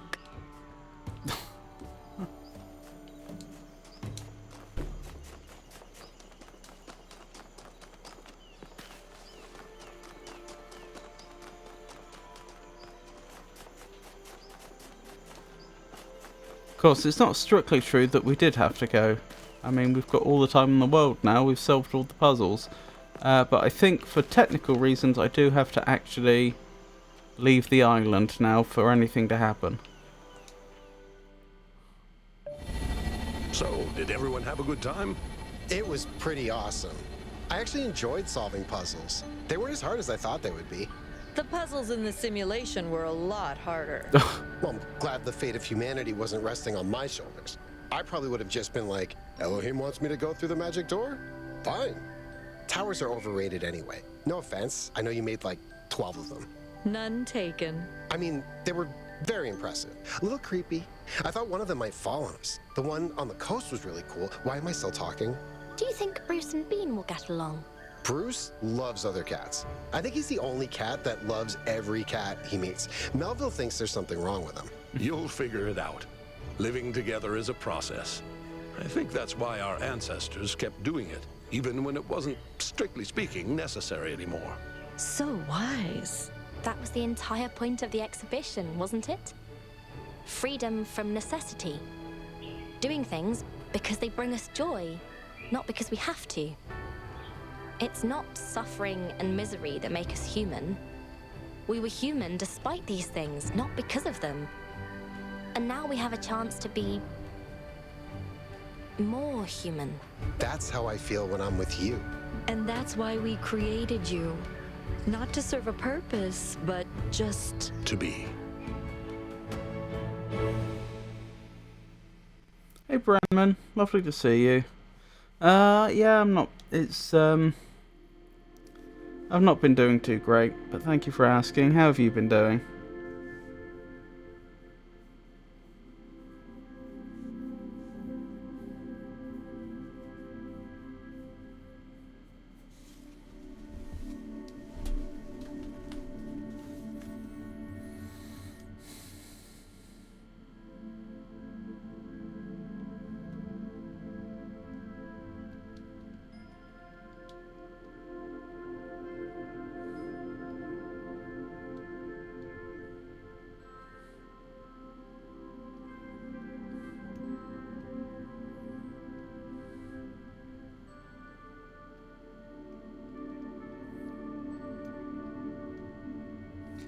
You alright, Brandman?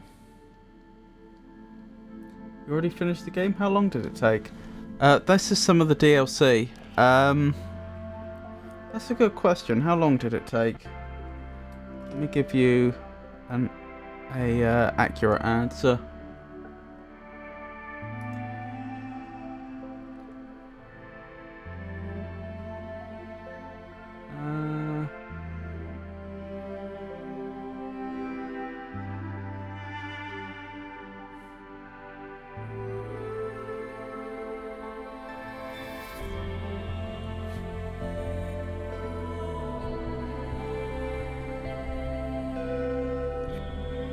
So, it took me...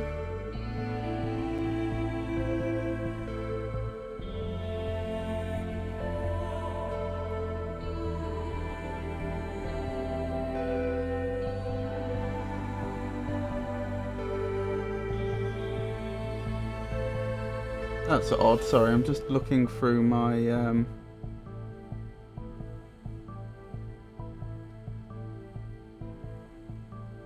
I'm on my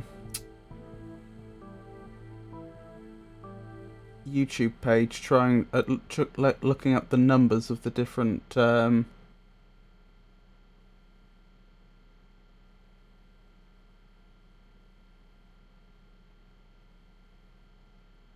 Talos 2 streams I've done. Okay, having a brief look, it looked like it took me 16 streams to beat the base game. Those would have been approximately 3 hours each. So I suppose that would have been about 50 hours, which actually sounds quite long. I'm surprised it's that long. Let me just cross-reference that with Steam. Steam, how long do you think it took me, or how I've played it? Okay, it says I've done 88 hours so far, so maybe it's not so ridiculous. The amount of time I've spent in a game is always going to be a little inflated on Steam, because of course there will be times when the game's up and running before a stream, for example.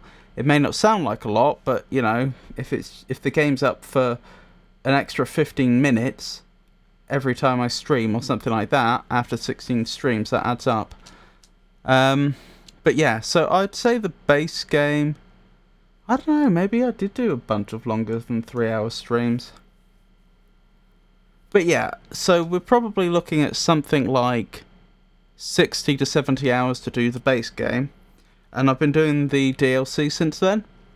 First DLC I finished in 1 stream. This DLC has taken me 2.5 streams. Like, I started it, not last stream, the stream before that, and I finished it tonight. And there's 1 more DLC left. Yeah, 50 hours or longer is pretty long. Yeah, I knew I'd been playing this game for a while. I didn't realise I'd put that many hours in.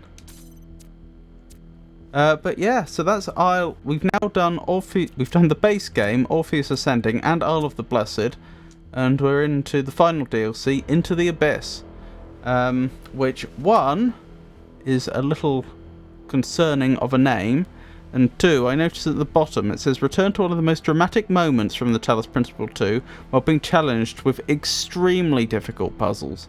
So apparently the one we've just completed was only medium difficulty puzzles, so I'm a little concerned about that. But let's get into it, I suppose.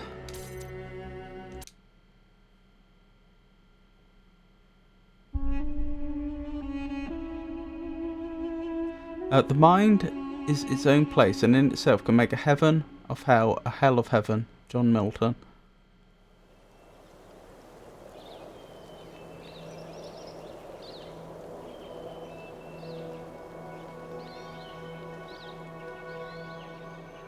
You've been making a lot of progress. New citizens, new cities, even space travel. You really don't do things by halves, do you, Byron? You're right. But I'm very aware that we have to be careful. Things are moving so fast. And the truth is that Neuma is just a tool. It doesn't magically solve all our problems. We have to learn to apply it correctly. What? You're not just sticking your hand in it and seeing if it goes bzzzt? Hey, I haven't done that in months. It's almost like you've learned something. I have. I mean, I know you're joking, but that's why I need you. None of this is easy. In fact, it might be the hardest thing anyone's ever done. We're changing everything about how we interact with this world. There's a lot of baggage we have to get rid of. And truth be told, some of it's my own. I appreciate that, Byron. But there's something I'd like to know. I'm an open book. We never really had a chance to talk after you came back from the megastructure. But now that I look back, I feel that somehow the experience changed you. So, what happened to you inside the machine? What really happened? Well, you know the beginning of it. We'd made it into the megastructure for the second time. You were waiting back at the VTOL. I was desperate to find Athena. I got to the terminal before 1K, started going through the files. And just when I thought I'd found something... I can't...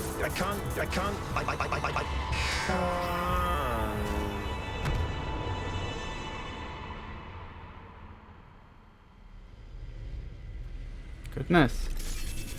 I try to mix things up with playing shorter games and longer games. It gets really exhausting playing really long games all the time. What the... Where am I? Byron. Byron, can you hear me? Oh, this can't be good. Have I been damaged? Am I in sleep mode? You are. But this is not your dream, Byron. It is Athena's. Your mind is trapped in the gyre of her thoughts, circling eternally between an impossible hope and an unbearable grief. My friends need me. I have to get out of here. Your friends are your only hope. You cannot free yourself. But if you can overcome these trials, perhaps I can help your friends find you. Interesting. I don't remember us getting help. In finding Byron. Did Prometheus do that actually? Yeah. Regarding your comment about mixing things up, I tend to play multiple games on the go. So I've currently also got a Dark Souls 2 playthrough. No, sorry, I finished Dark Souls 2. I finished it last stream. I have a Dark Souls 3 playthrough on the go. And so currently I'm doing Mondays and Fridays of Dark Souls 3, and Wednesdays are the Talos Principle 2. Blimey.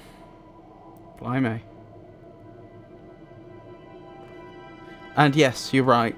Playing the same game and only that game over and over, that can get exhausting. I'll be lurking. I want to check in to see how others are doing today. No worries. Sorry I was so slow to reply to you. Like, I don't like to interrupt the game that much when there's like a cinematic or information being given. So, like, I wasn't ignoring you exactly. I just wanted to let the cinematic finish before I replied. It's hard for me to play multiple games at the same time. Oh, goodness me. And there was one point very recently when I had 4 games on the go at the same time. Originally I was playing Dark Souls 2 and the Talos Principle 2 side by side.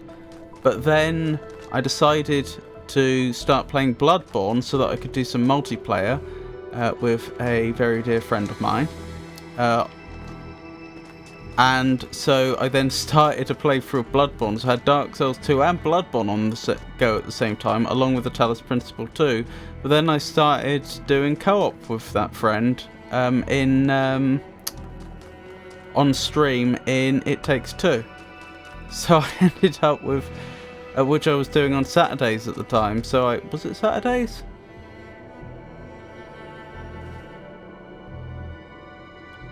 Actually, I might be wrong about the day of the week. But anyway, so I actually had 4 games on the go at the same time. No, I think it was Fridays we were doing. My ADHD can't handle it. I have to have complete focus on one thing with my... Oh, ADDHD. I see.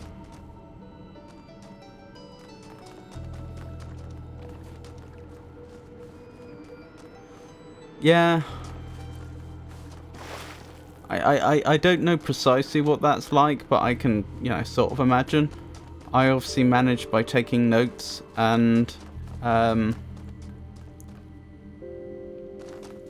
just trying to, be completely focused on one game in the moment. But yeah, I can imagine how that could be very off-putting for some people. Unexpected outcomes. So this is the first of the extremely difficult puzzles. I don't know if this one in particular will be extremely difficult, or if they'll ease us in at all.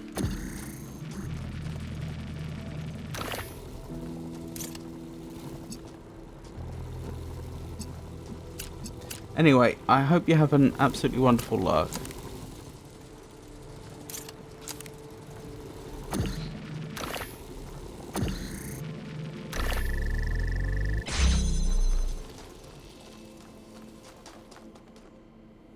Pop back in later.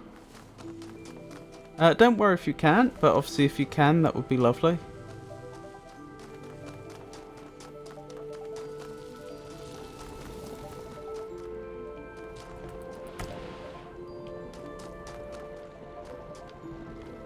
Right, I've got a connector now as well.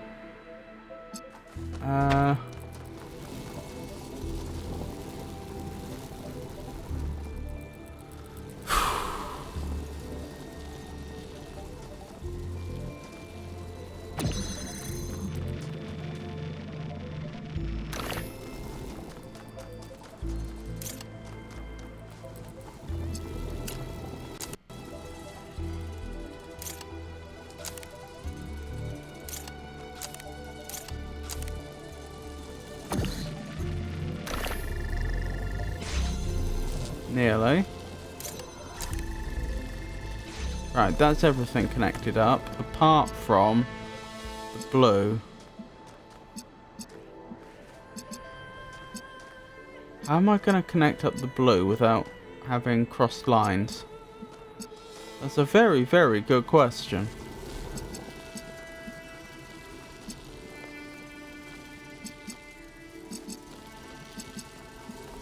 Which I don't have the answer to. I only have a blue source, don't I? Yeah, I do only have a blue source.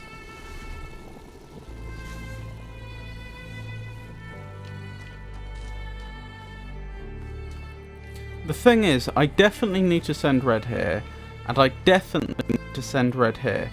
So wherever I put this, wherever I'm even able to put it, I'm going to end up with a red beam that extends, that covers the area from there to there, effectively. But then I need to get blue through.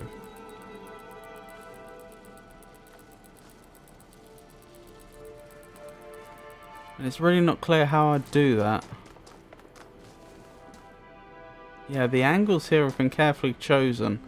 So I can't, like, have a blue connector here to get the blue through. That's not going to work.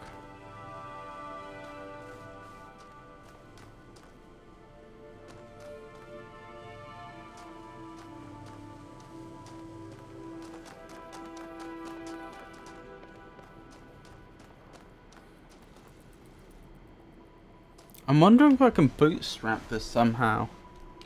I possibly can, actually.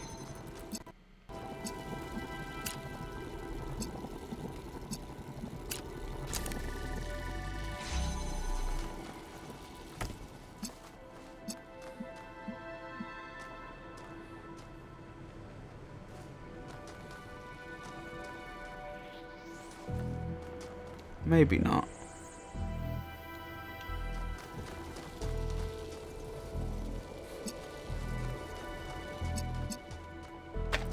No, I don't think that's going to work.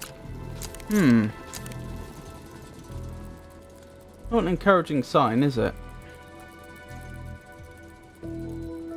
First one and I'm getting a bit stuck.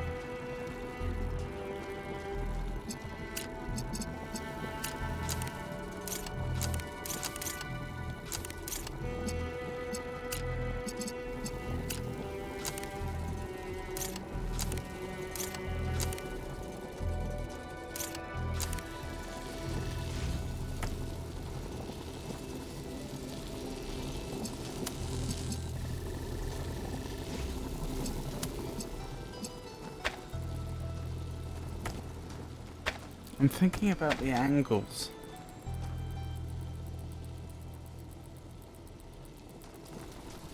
Oh, I think I see what I was thinking.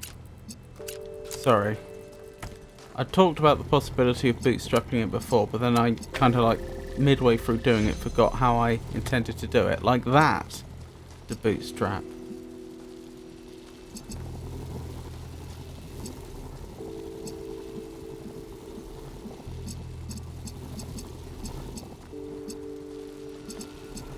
The problem is that I still need to send red over there. And I still need to get blue the other way.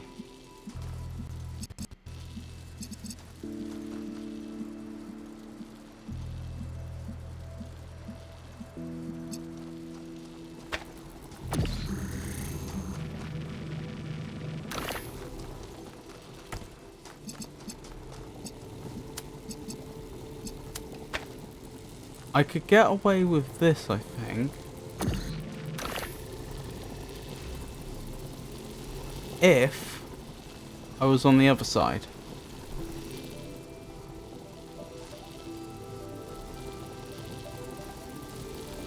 Because you could imagine that could be sending red over there quite easily.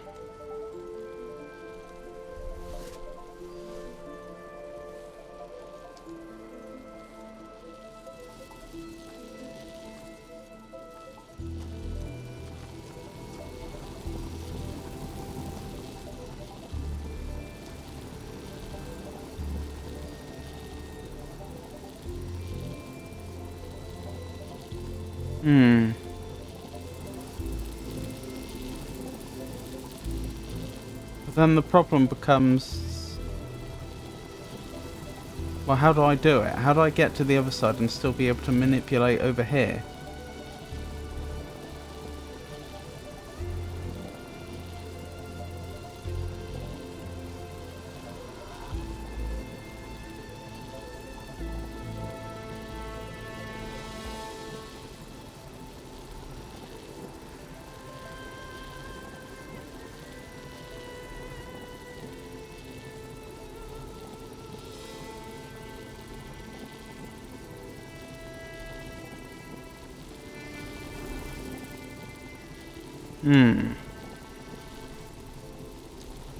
Difficult.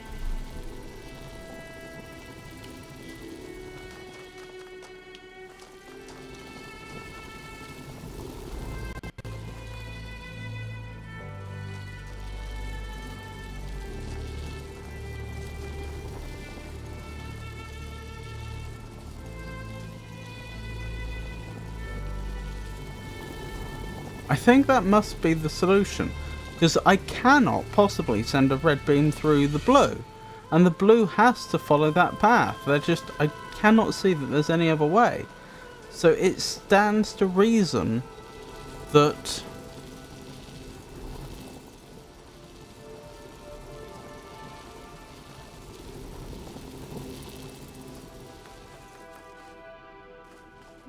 there has to be a way that I can set this up and get to the other side of the force field, whilst leaving the force field up, or ultimately having it up.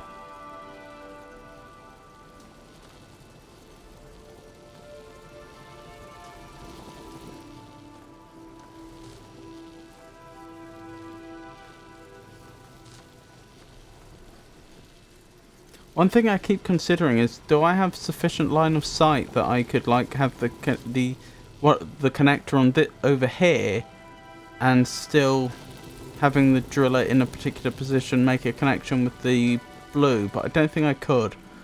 I don't think that would work.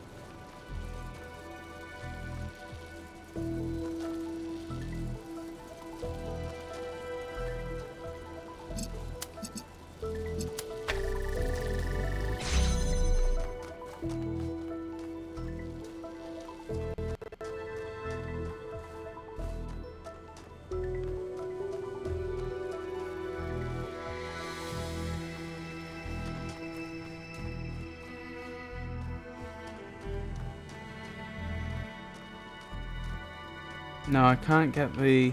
I don't have the angles over here. That's an interesting structure. And I recognise that symbol. That was from the mega structure, I think. It's a bit like a face.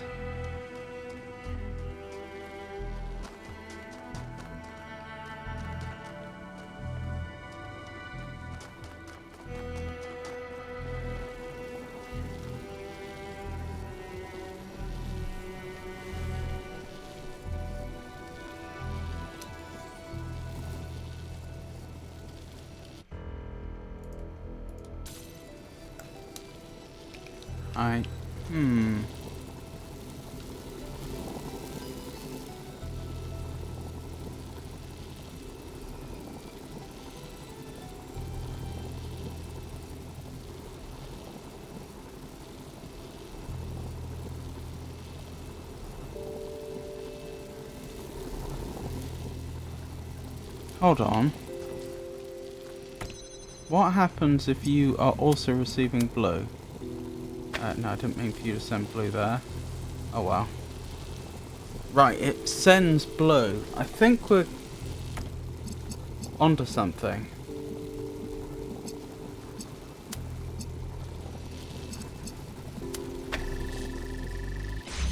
I think this goes round here. And we need a hole here, at least for me to set things up. If I muck this up, then we're stuck.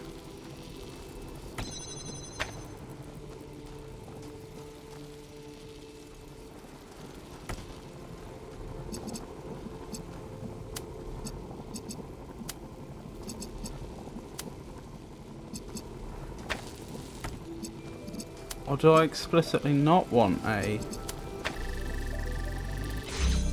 hole there initially? Hold on, I think I do. Because of the bootstrapping. Right, that needs to be there.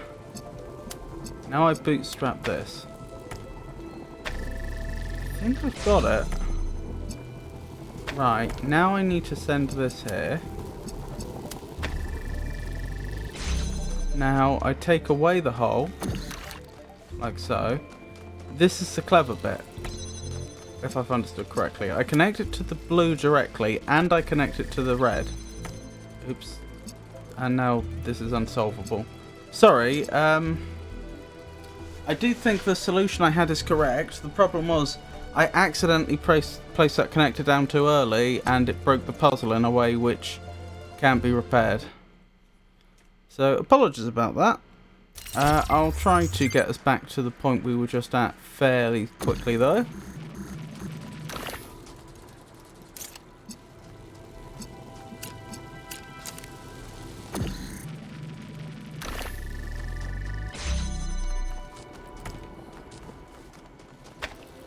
Right, I think we're basically there. Right, you need to be connected to there, and you need to be connected to there.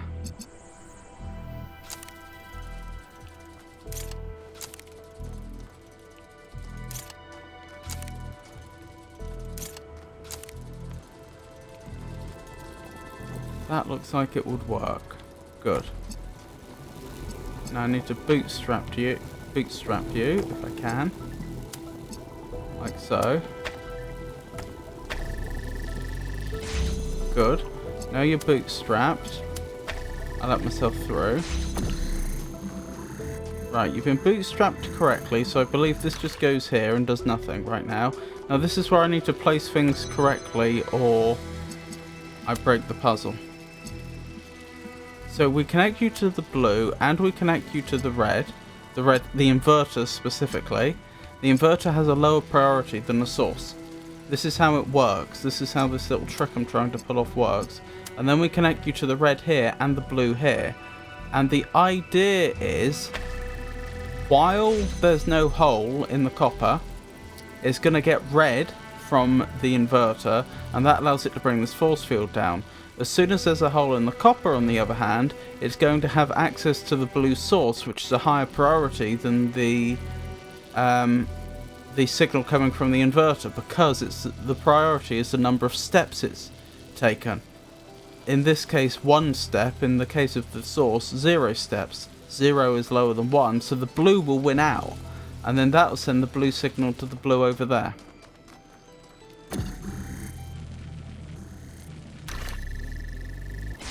And it worked. So I did have the right idea. Difficulty spike. Solve the puzzle. Solve one puzzle and into the abyss. How many more? 7 trials lie ahead of you. When they are Complete. there will be a moment of transition. In that moment, I will tip the scale. Your shell will be moved, And its location. revealed to your friends. What's wrong with your voice, Elohim? Are the entities interfering with your protocols?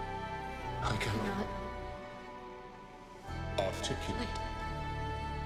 She cannot face it.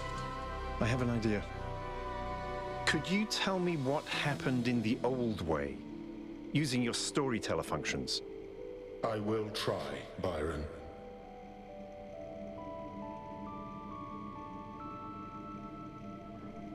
You said 7 trials remain ahead, and yet I see 24. Oh well. The other.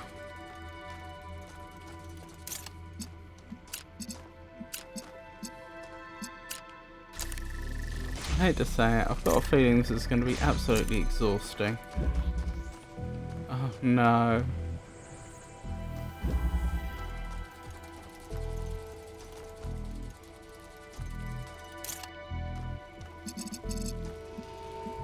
I can see I can take the signal from there and do this. Ah, a connector. That must be the key. The key to solving this, I mean.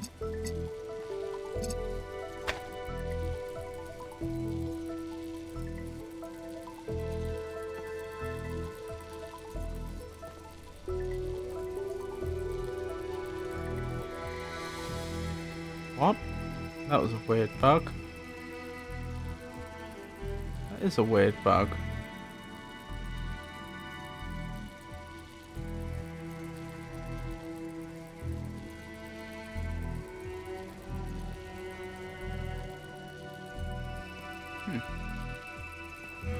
Don't know if I'll be able to replicate it now that we've moved slightly. Still.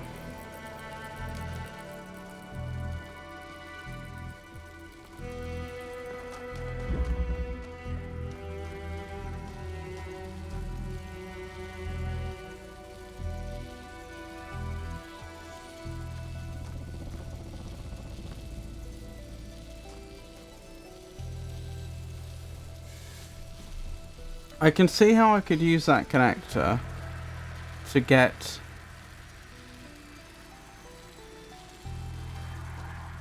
to like pass a signal over the top, but nevertheless both the inverters have to be on the same level, the same like at the same on the same flat earth. Which means that the beams will intersect. The only thing I can think is if I can use this in some way to disrupt one of them so it lets a beam through where it otherwise wouldn't or something, but I'm not sure.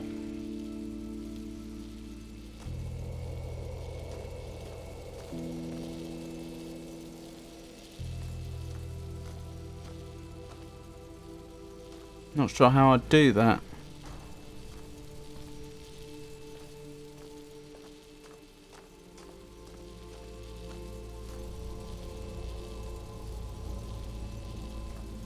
I mean, fundamentally the problem is if I have this one set up to send red there and red there, for example, it's going to create a triangle with the blue in the middle. And I need to get blue there, but if I have an inverter on the inside, I can't then get blue over here without crossing the red. That's irrespective of the fact that I have an inverter up here. If I could get the connector on this side, it would be trivial, since I could just send the blue through directly and we're solved. But it's clear they've designed this puzzle in a way to not let you do that. It's why I'm wondering if I can set this up to alternate in some way.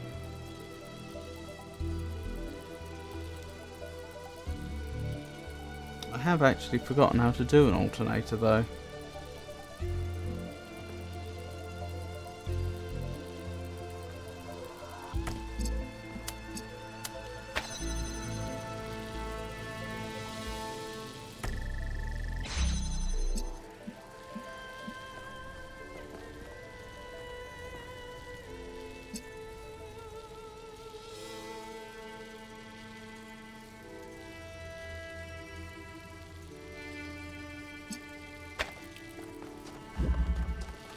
Alright, naively, if I did that, I can still get through to here. Can I...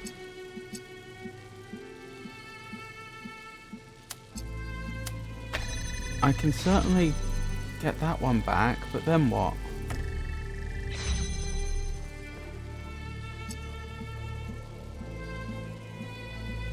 I have no way to get red to that one, which is what I'd need to do. Because I can take red, but I can't both be taking red from that inverter and sending it to it. That's a contradiction. And sending it blue... blue's not going to do anything. Even though that doesn't work anyway. What about like that? Yeah, because it's already receiving blue.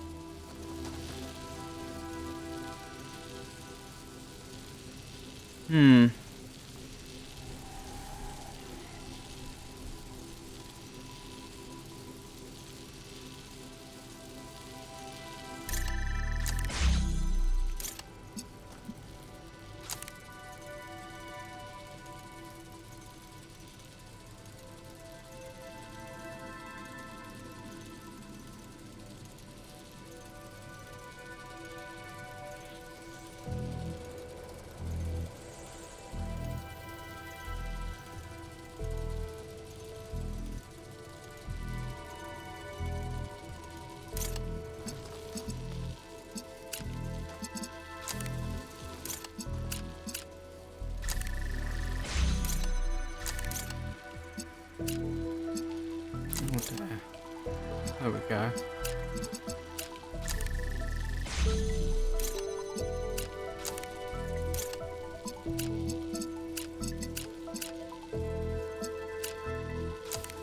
No, not what I meant.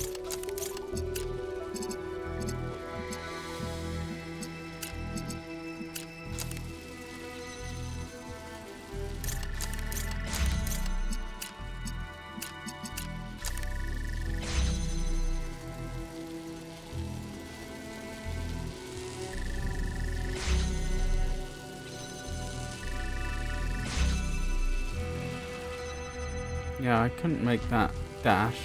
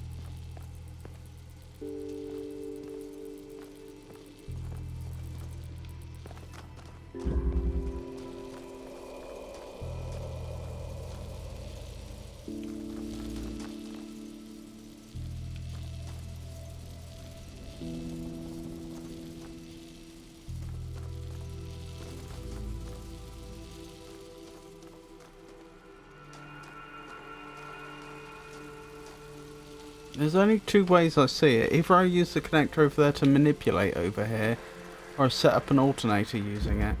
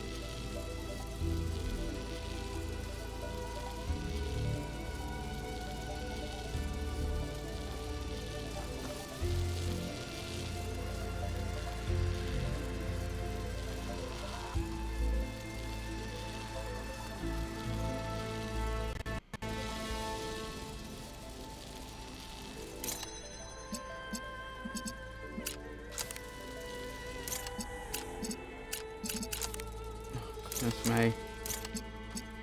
That one, and that one maybe. And then you would be...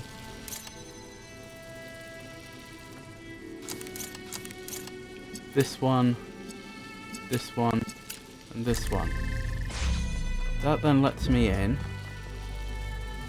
And then if I swap them around, it solves the other two. Yes! Oh my goodness, that was not easy. The prophet Athena was sent unto New Jerusalem to guide its people into a new age. And she said unto them, Be fruitful, and multiply, and replenish the earth, and subdue it, and have dominion over every living thing that moveth upon the earth. But in time the people of New Jerusalem grew fearful, and their faith grew weak. They shrugged off their burdens, and embraced sloth. Let the earth replenish itself, they said, and let no one have dominion.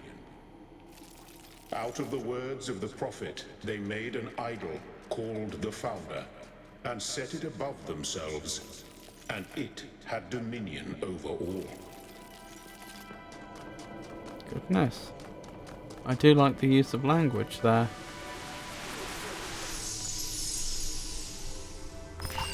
Look at what you've done. You were supposed to protect us, to lead us. But you're reckless and arrogant.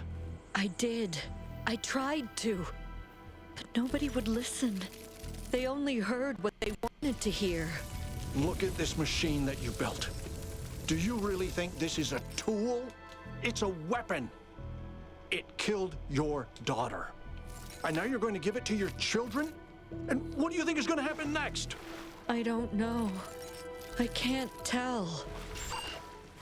Right, no way that... So Miranda is dead. And Athena's grief is echoing through the entire system. No way Alcatraz ever actually said that to her. He wasn't...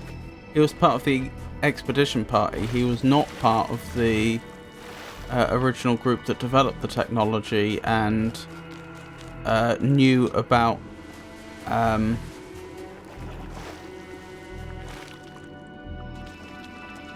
Miranda's existence prior to the expedition. So this must be thoughts that were going through Athena's head. She was imagining what her friend Alcatraz would say. When I said you didn't kill Miranda, I was lying. I just said it because that's what you're supposed to say. You did kill her. I tried to temper her arrogance, to give her perspective, but you always encouraged her megalomania. You made her think she was special. She was chosen because you still think you're the chosen one. No, that's not what I think at all. I don't want to be treated like I'm special. Then why did we leave? Because you were tired of having to argue. Because they poured all their fantasies into me and turned me into the Founder. Because they couldn't stop and think for themselves. Because they refused to grow up. Oh, and growing up means doing exactly what you want them to? I don't know. But maybe it does. I think Alexandra was right about everything, but I don't know how to show them. There, she does sound very distressed. And it hasn't gone unnoticed to me that these holograms are in red, which is an alarming colour. Oscillation. Oh, we're presumably setting up some sort of timer-based solution here. Right, we want to set up red and we want to set up blue. Well, the first bit's easy. The question then becomes, how do I set up the blue in such a way that it's up when this is down.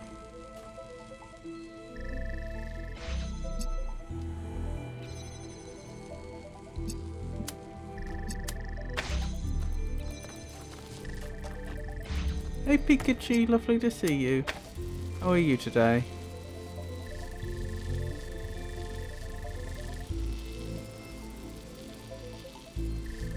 I've done something here.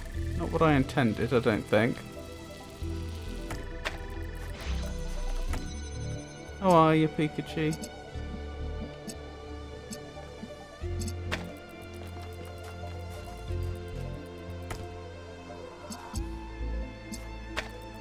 I've got a feeling we solved a puzzle just like this in the first DLC, Orpheus Rising, but I do not remember what the solution was.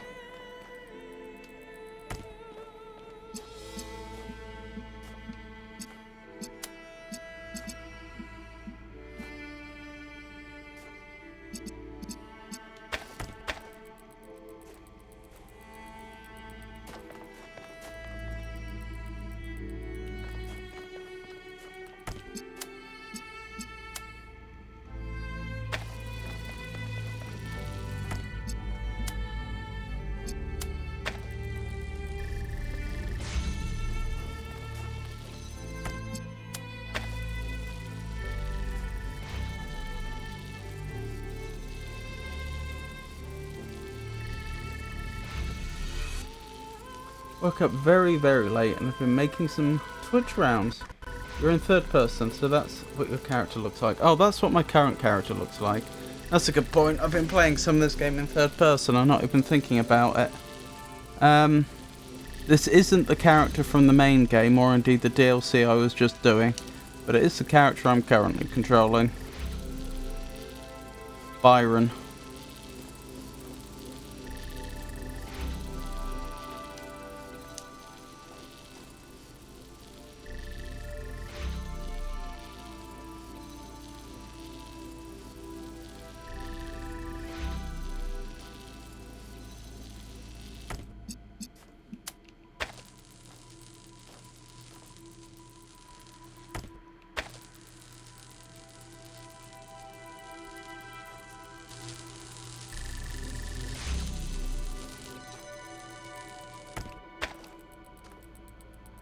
And it's twilight. This looks very different indeed. Yes, this is not the real world. He's got himself trapped in a simulation. And not a very friendly one either. His friend Athena is not in the best mental health, and he's having to deal with apparitions of her mind. Although I have noticed there are these really cool bridges, which I have to navigate very carefully. Actually, just to confirm, was I actually in control there? Can I go off the edge? I can't go off the edge, okay. That makes me feel a lot less scared of using them. I thought I had to move the character left and right, but apparently I don't.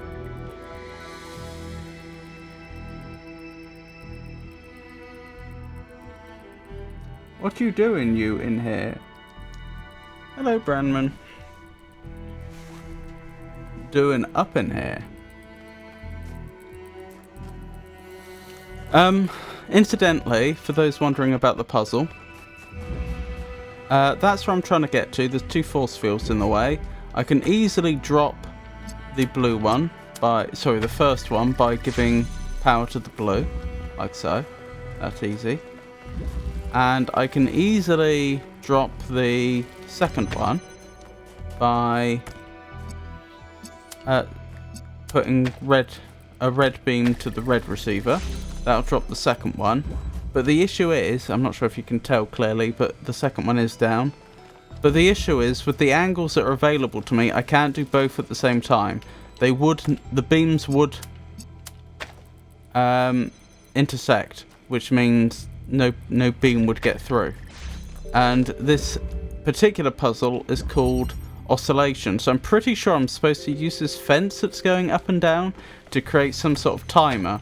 I think the idea is first the blue gets power, then the red, then the blue, then the red. Now, it's pretty obvious how I could do just one of them like that. That's done the red successfully.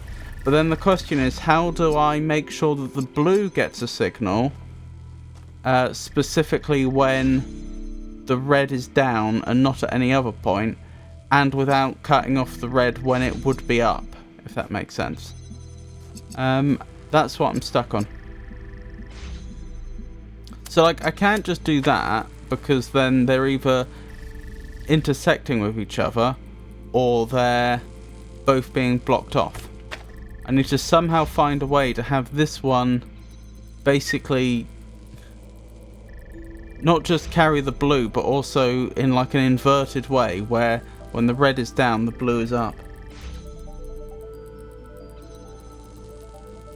Wow, that was something. I'm a mod here, Brandman, but I'm slacking and stream hopping. Oh, thank you for giving Brandman a shout out. Oh snap, you have an important title, see? Getting work done. Thanks for the shout out.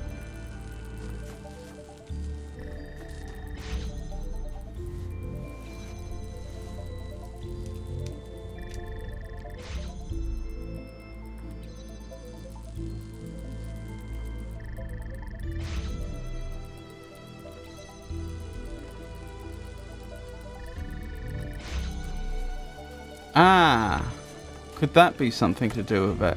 The fact that if I'm on this side, I can still see the blue.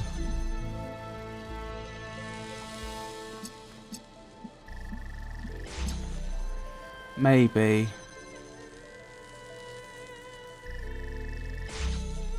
Hang on. Let's connect you up to the blue as well. Not with a view to you actually sending a signal to the blue, but with a view to you creating an extra beam. Because that extra beam I may be able to use to my advantage in some way.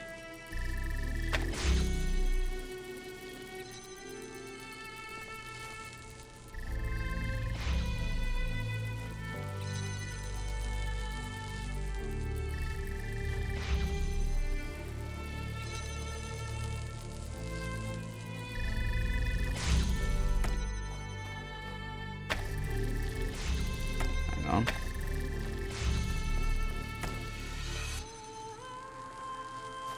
See, what I'm thinking is that this all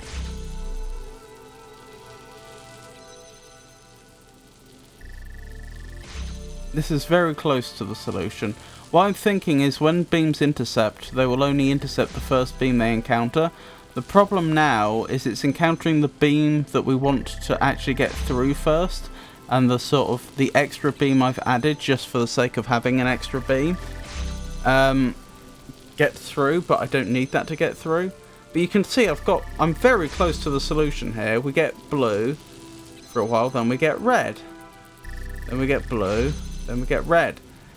If only I could think of a way to get those beams to be the reverse way round, that would have worked.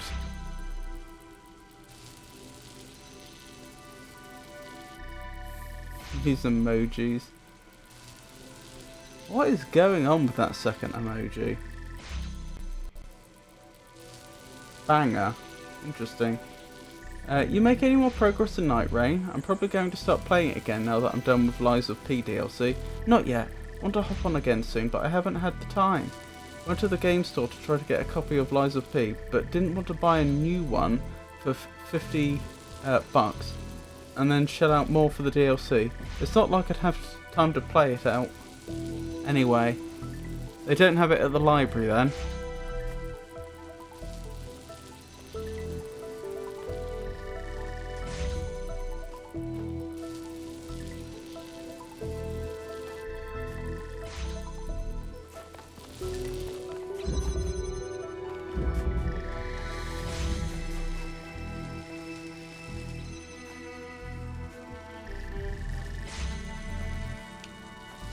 Alright, let me reset this and try this again.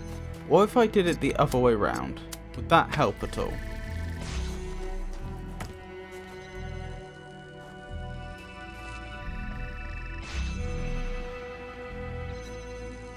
Maybe. So I also need an extra beam here, which isn't actually ever going to arrive, but that's not the point.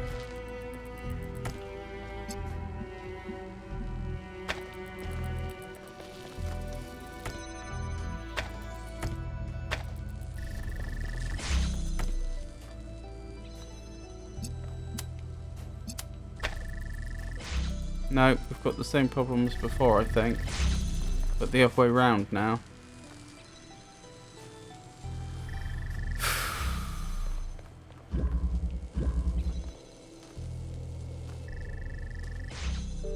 It's not... Oh, only for Xbox at the library.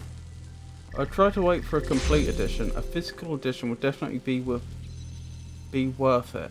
My original deluxe edition of Lies of P is worth $250 now. Goodness.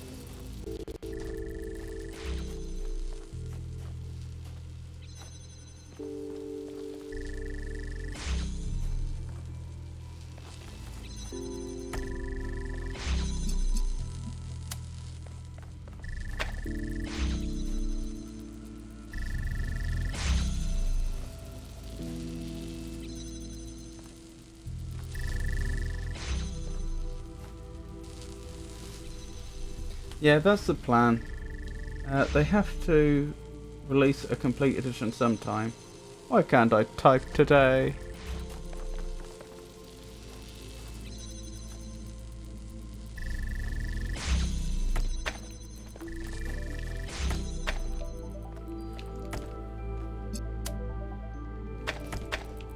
I'm so close to having this solved. What am I missing?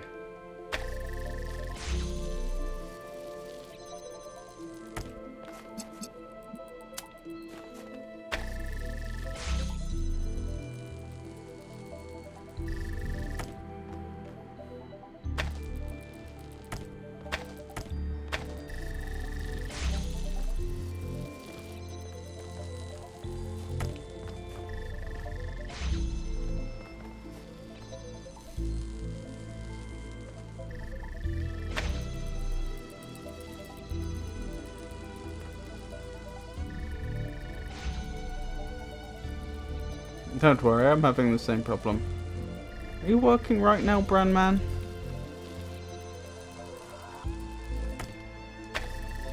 Or taking a break?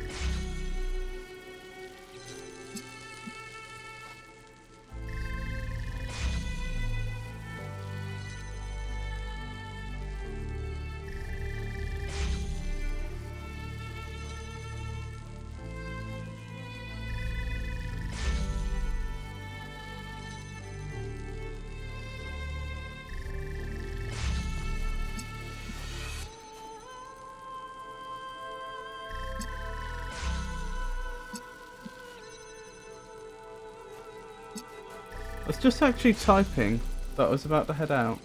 I'm not working today because of storms. Oh dear. We've been having a lot of storms rain here in the south. I hope everything's alright.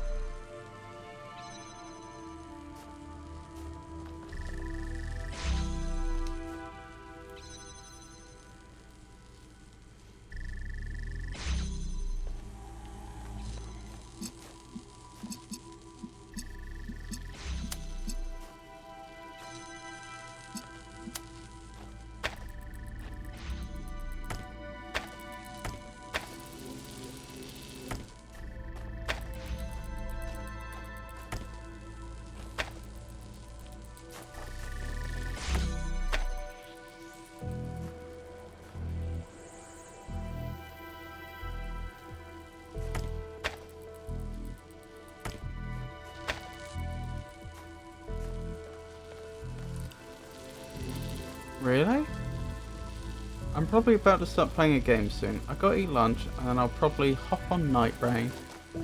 I hope you have a nice lunch and I hope you have a lovely game of Night Rain.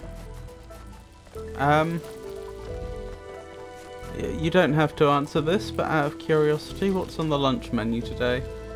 I'd love to join you for a run or two, Branman, but I actually have an appointment today. Maybe another time.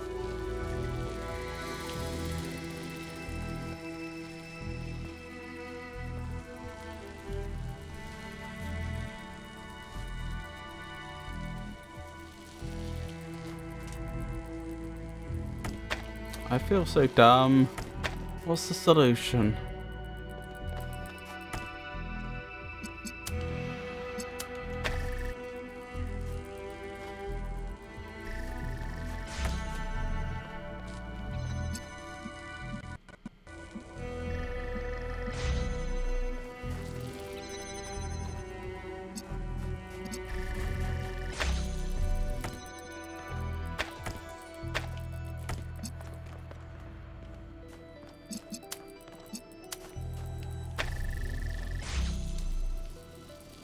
Right, I could have blue continuously like so, if I wanted. I'm not sure if this is helpful, but it's possible.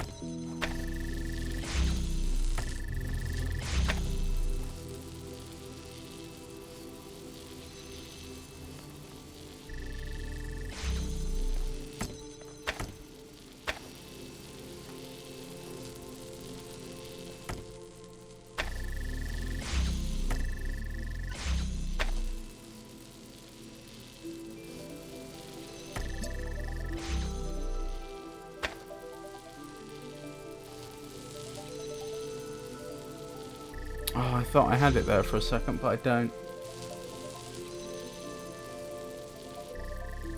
I'm just going to whip up a quick sandwich with chips, using Black Forest ham as the meat.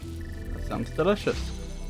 Oh, when you say chips, do you mean what we would call crisps? I suppose you probably do. Sandwiches are the best. Pikachu, no problem. I don't prefer ham, but I do love a good sandwich.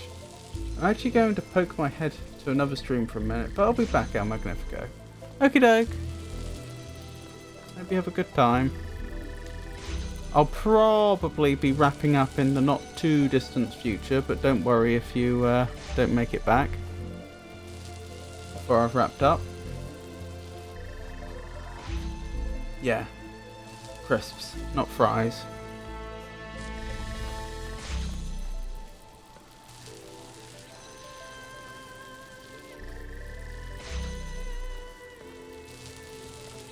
Sounds nice.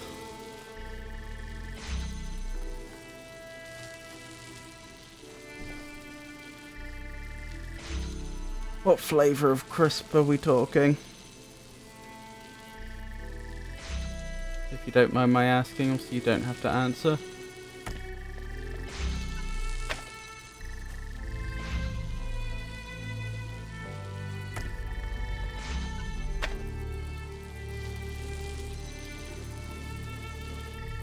The beam's always going to be coming from that way, though.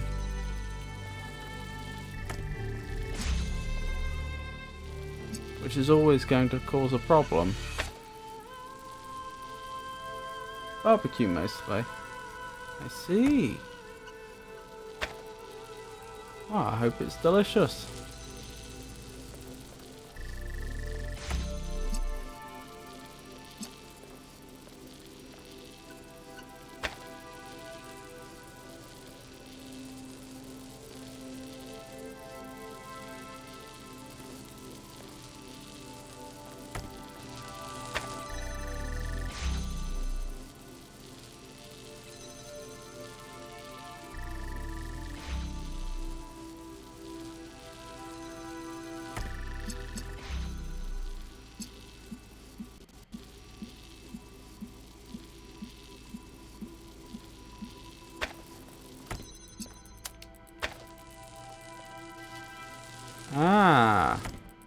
Now this is an interesting family of solutions I haven't tried yet.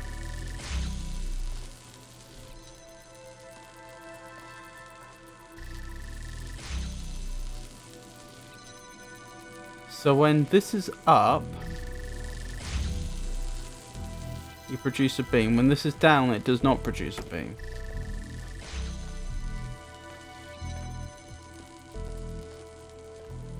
See you later, buddy. I'm gonna get lunch and then probably start my own game. Have a great rest of the day. You too. Thank you for stopping by. I do appreciate it. You take care. Ah, is that it? Have I just solved it? Yes, I've solved it. Alright, what was the trick this time? Part of the trick was realising that the receivers, the wall the receiver's on, was not lined up with the wall that the fence was on. So I had to send 2 signals to one connector such that when the fence was down it produced no signal, when it was up it produced a signal. And then I just had to pass the other signal over the fence, but in such a way that it would overlap only with the signal which is cut off when the fence is down. Right. Oh dearie me, I don't... On one hand, I feel like that shouldn't have taken me that long. The solution seemed a bit simpler than I was. Saddened by the foolishness of her people, I'll get back to that thought. Exile with her husband. The sage Cornelius. Together they crossed the wide and angry sea until at last they came unto the Isle of Atlas. Here they made their home. And here They brought forth Miranda.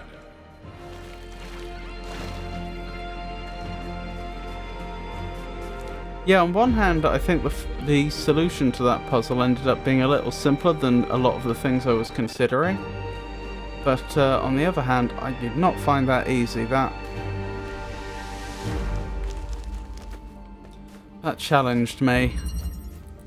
Alternation. So, a very similar theme. Okay. I'm just going to check quickly. I'm not going to do it out of order, but I just want to check. Does the 5th one also have a similar theme? Tritogeneia. I'm pretty sure we looked that up before. I think that may have been the name of a puzzle previously.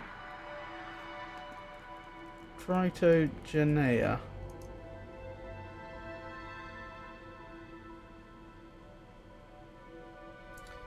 In Greek mythology, Tritogeneia may refer to the sun. Oh wait, hang on. Before I read it, was it one of the epithets of Athena? Tritogeneia, or Tritogeneia, daughter of Aeolus and Enarete, and wife of Minyas. Tritogeneia, an epithet of Athena. Tritogeneia, another name of Orion. So yeah, I think we previously came across it in the context of being another epithet for Athena, which is like, I'm not an expert, but I think that's like one of the, it's not quite a name and not quite a title, I don't think, but like one of the nouns associated with a god.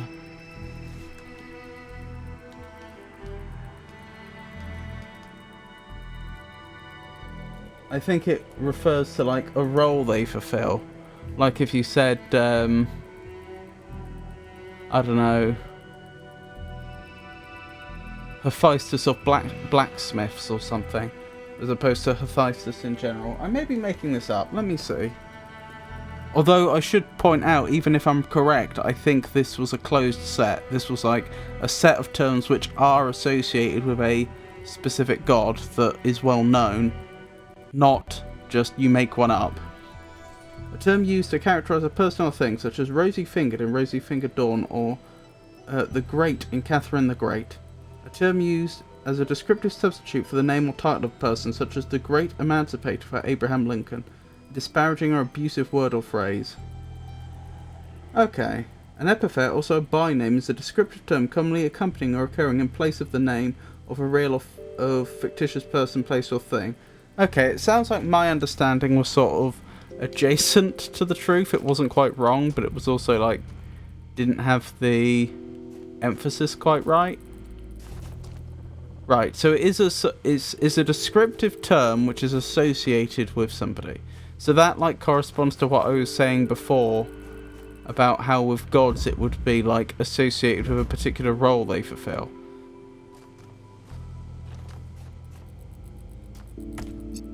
So in that sense I was on the right lines, but I wasn't quite right.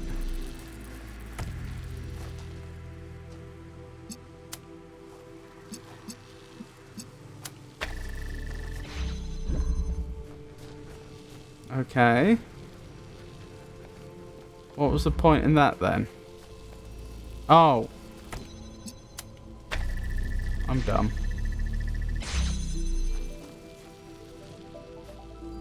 Although I'm still a little lost as to why this would be useful. I take this away and it's all going to collapse, isn't it? Yeah.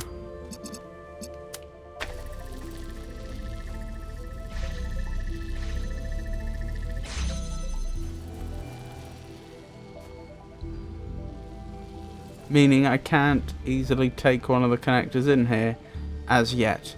And if I can't, then what's the point in going in here? Because I don't gain access to anything.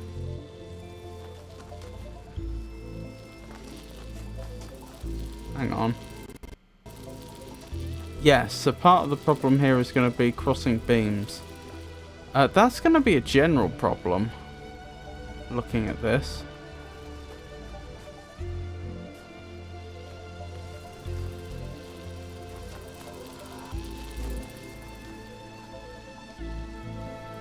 Because fundamentally the blue has to pass through this way and the red has to pass through this way and those two paths cross.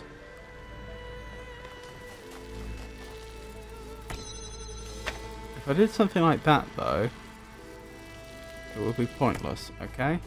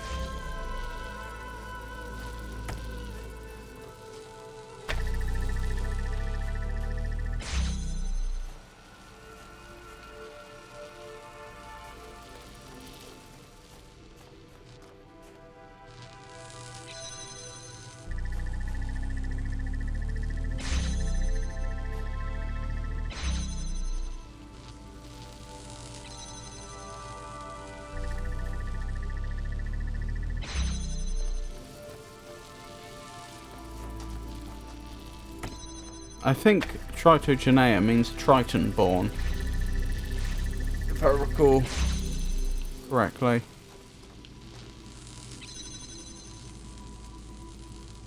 Who was presumably one of the proposed parents of Athena.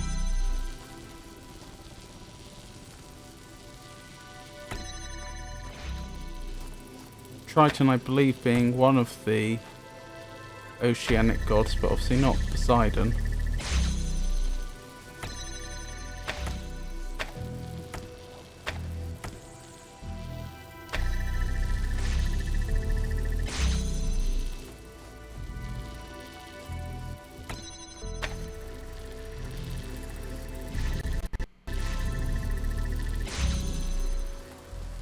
I think it's clear I'm supposed to be able to get this alternating. I'm a little unclear on how though.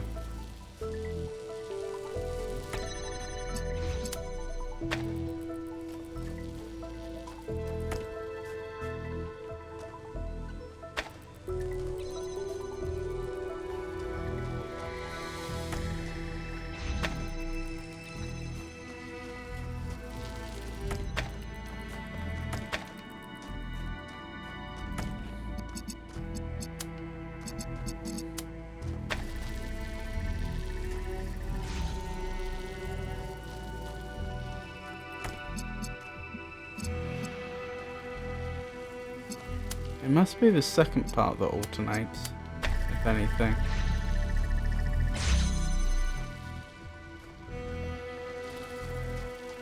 To let the red through.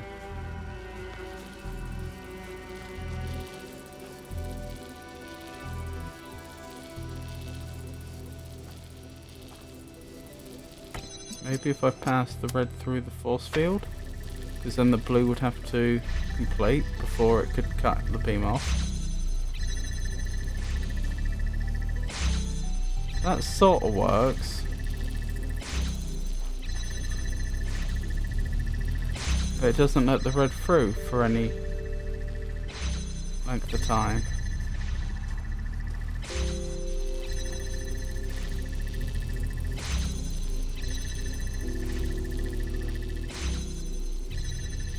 Like it can never actually reach the red receiver, set up as it is.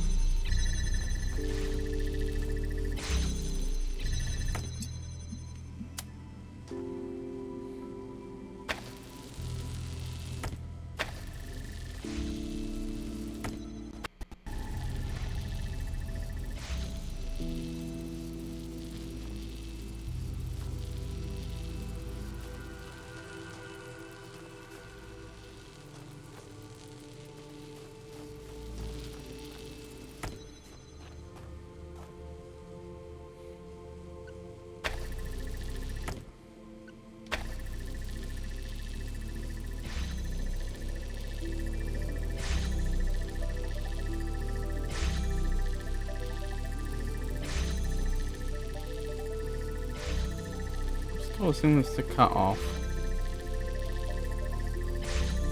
No. Oh, because the blue's actually getting through.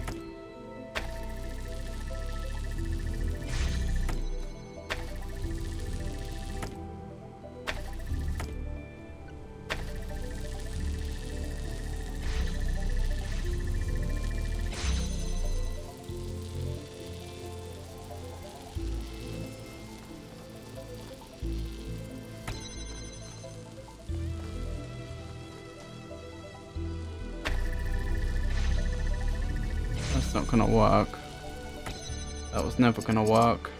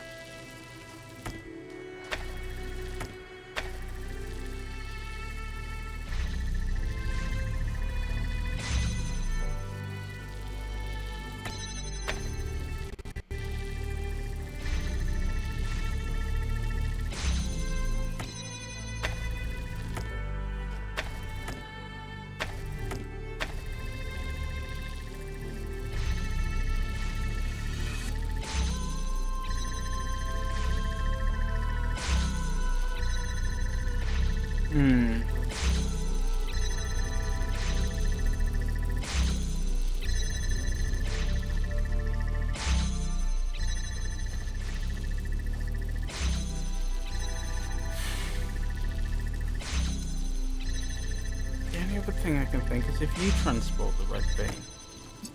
Actually, that's not impossible. Because due to priorities, I think. You would go round to blue. Yeah, you do. You go round to blue once blue's available. Okay, that's good. That's progress.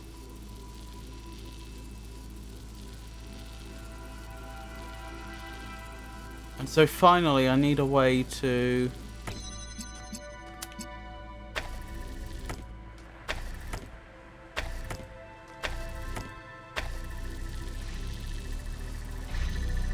cause it to alternate, to drop the beam once that force field opens. think I've done it. I'm not 100% sure. No, the red doesn't... Why are you not turning red now? You should be.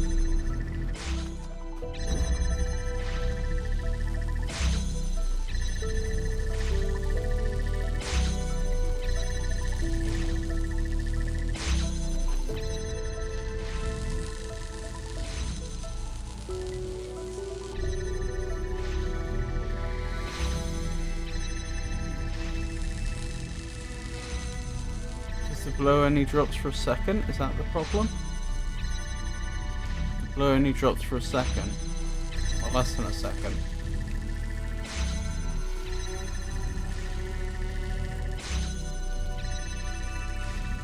Because you stay up.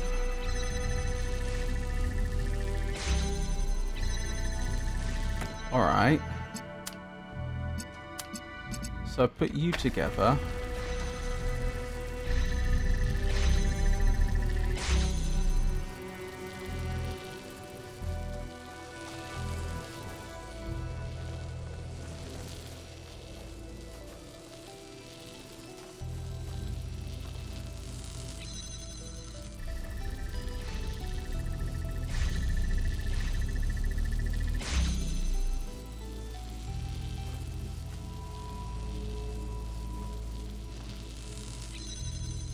Once it's blue, is there somewhere I can get it to cut the red off? I'm not sure there is. There's nothing for me to connect to that would have that effect.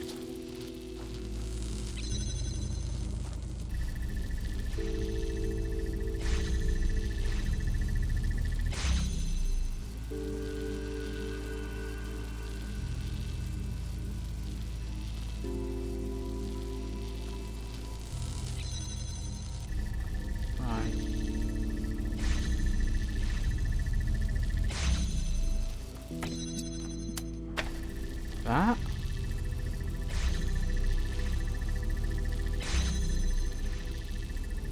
I think that's done it. Yes! Oh my goodness, that was not straightforward. In the fastness of Olympus, Athena pursued her sacred work.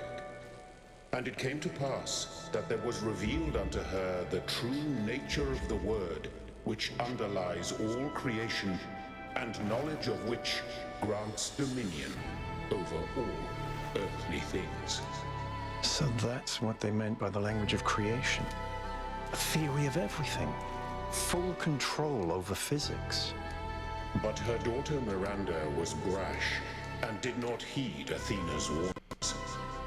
Before Athena had completed her great work, Miranda was consumed by fire, and so was lost beyond the utmost bound of human thought.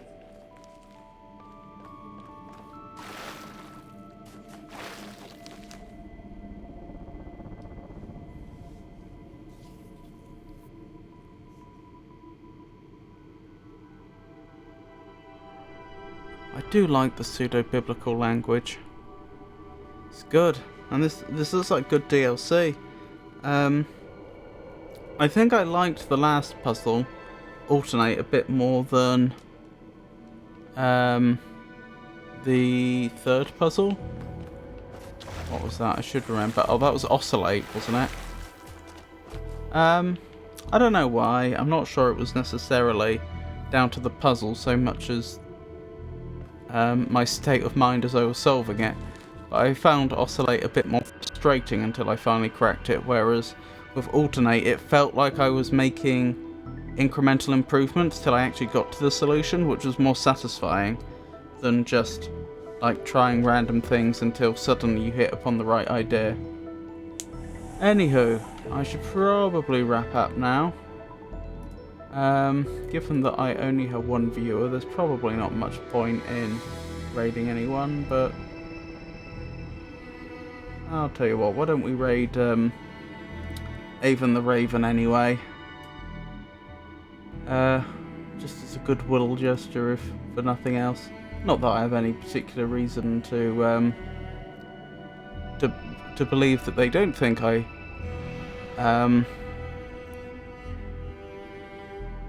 have goodwill towards them anyway, but you know.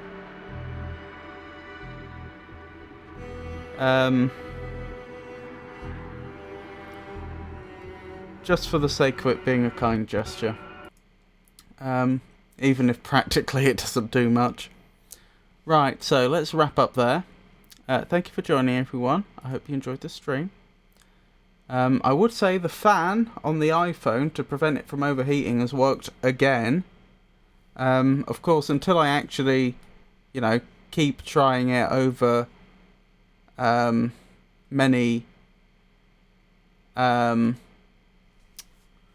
many streams, I can't be sure. It could be a fluke. Maybe for whatever reason the conditions here today aren't such that it would have overheated. Although I will say it is rather warm right now, so I do feel like it probably is the fan doing good work. Hopefully you couldn't hear the fan. Ooh, that's... Sorry, just looking at the Talos principle and the way the game world's been left. It's nothing particularly remarkable. I was just looking at the way that the particles were being held in place as opposed to moving. Is that because I had tabbed off? No, that's just the way they are. Anywho, where was I? I was just wrapping up. My next stream is going to be on Friday. That's going to be more Dark Souls 2. Stream after that's going to be Monday. No, not Dark Souls 2. I've been saying the same thing for so long that it's become ingrained now. Dark Souls 3. We finished Dark Souls 2. Friday is going to be Dark Souls 3. Monday is also going to be Dark Souls 3. Next Wednesday will be when we get back to the Talos Principle 2, and we'll be carrying on with Into the Abyss. If anyone's still, like, I know my main audience for this game is on YouTube, not on Twitch. If any of you are actually still here listening to this, let me know about if there's any community content you'd like to see me do. When I did the Talos Principle 1, I had a bunch of recommendations for different community DLCs that I should try. Of course, I was playing the game quite a few years after it had come out, so a lot of good community content had been made by that point. If I were to play some community content for this game, what I'd probably do the same thing I did with the Talos Principle 1, which is take a short break and then come back to it later. But it would still be interesting to know if there's any community content out yet which people think could be well worth playing. What was I thinking? So, next Wednesday's going to be when we get back to the Talos Principle 2. That's in a week. The Friday after that would be more of Dark Souls 3, of course. But the reason I'm projecting ahead so far is because on the Saturday, which I believe is the 28th, let me double check this before I say anything misleading. Yes, Saturday the 28th of June, I've got a charity stream for Gamers Outreach. They run an event every year called the VTuber Summer Slam. They are raising money to get video games to children in hospitals. And the plan is I've been invited to be a part of that. I still haven't set everything up yet, so I've still got to sign up to some things and actually, make sure that everything is working in terms of the stream, because I think the idea is that people will be able to donate to the cause, but through me, if that makes sense, so that the donations are associated with me. And the reason why I think you'd do that is because, again, I need to look into the details, but I think the idea is that we'd be able to show goals on stream, donation goals, and then it would show how close we are to reaching them. So I could say, for example, let's make £50 the donation goal for the stream, and then that would show up, and then we'd be able to see how many people have donated to the stream via me, in order to see how close we are to that goal I've set. That's my understanding, but I haven't set any of that up yet. Hopefully I'll find some time tomorrow to look into that. But that is the plan. That's what we're hoping to do. I don't know what I'm playing yet when I do that charity stream. I'm thinking maybe Minecraft. but I don't know. I'm not like I've played Minecraft before. I've completed it before with friends, but I'm not like a massive Minecraft buff or anything. So I don't know if it would be the best choice. But I was thinking for this charity stream, I'd want to play something different to my ordinary streams. I don't know. If you have any ideas, let me know. That's coming up. If for any reason my streaming schedule should change... Oh, Minecraft is good. Easy to understand. I don't know if it is for someone that's never seen Minecraft, but it's fair to say Minecraft is such a well-known game that most viewers would probably understand it. I've also been wondering whether I should make it a collaborative stream and have other people join me on the Minecraft server. Not necessarily streamers, just if anyone was interested. But that's all stuff I've got to work out in just over a week. Because, like I say, not this Saturday, but the Saturday after it, the 28th, that's when I'm planning to do it.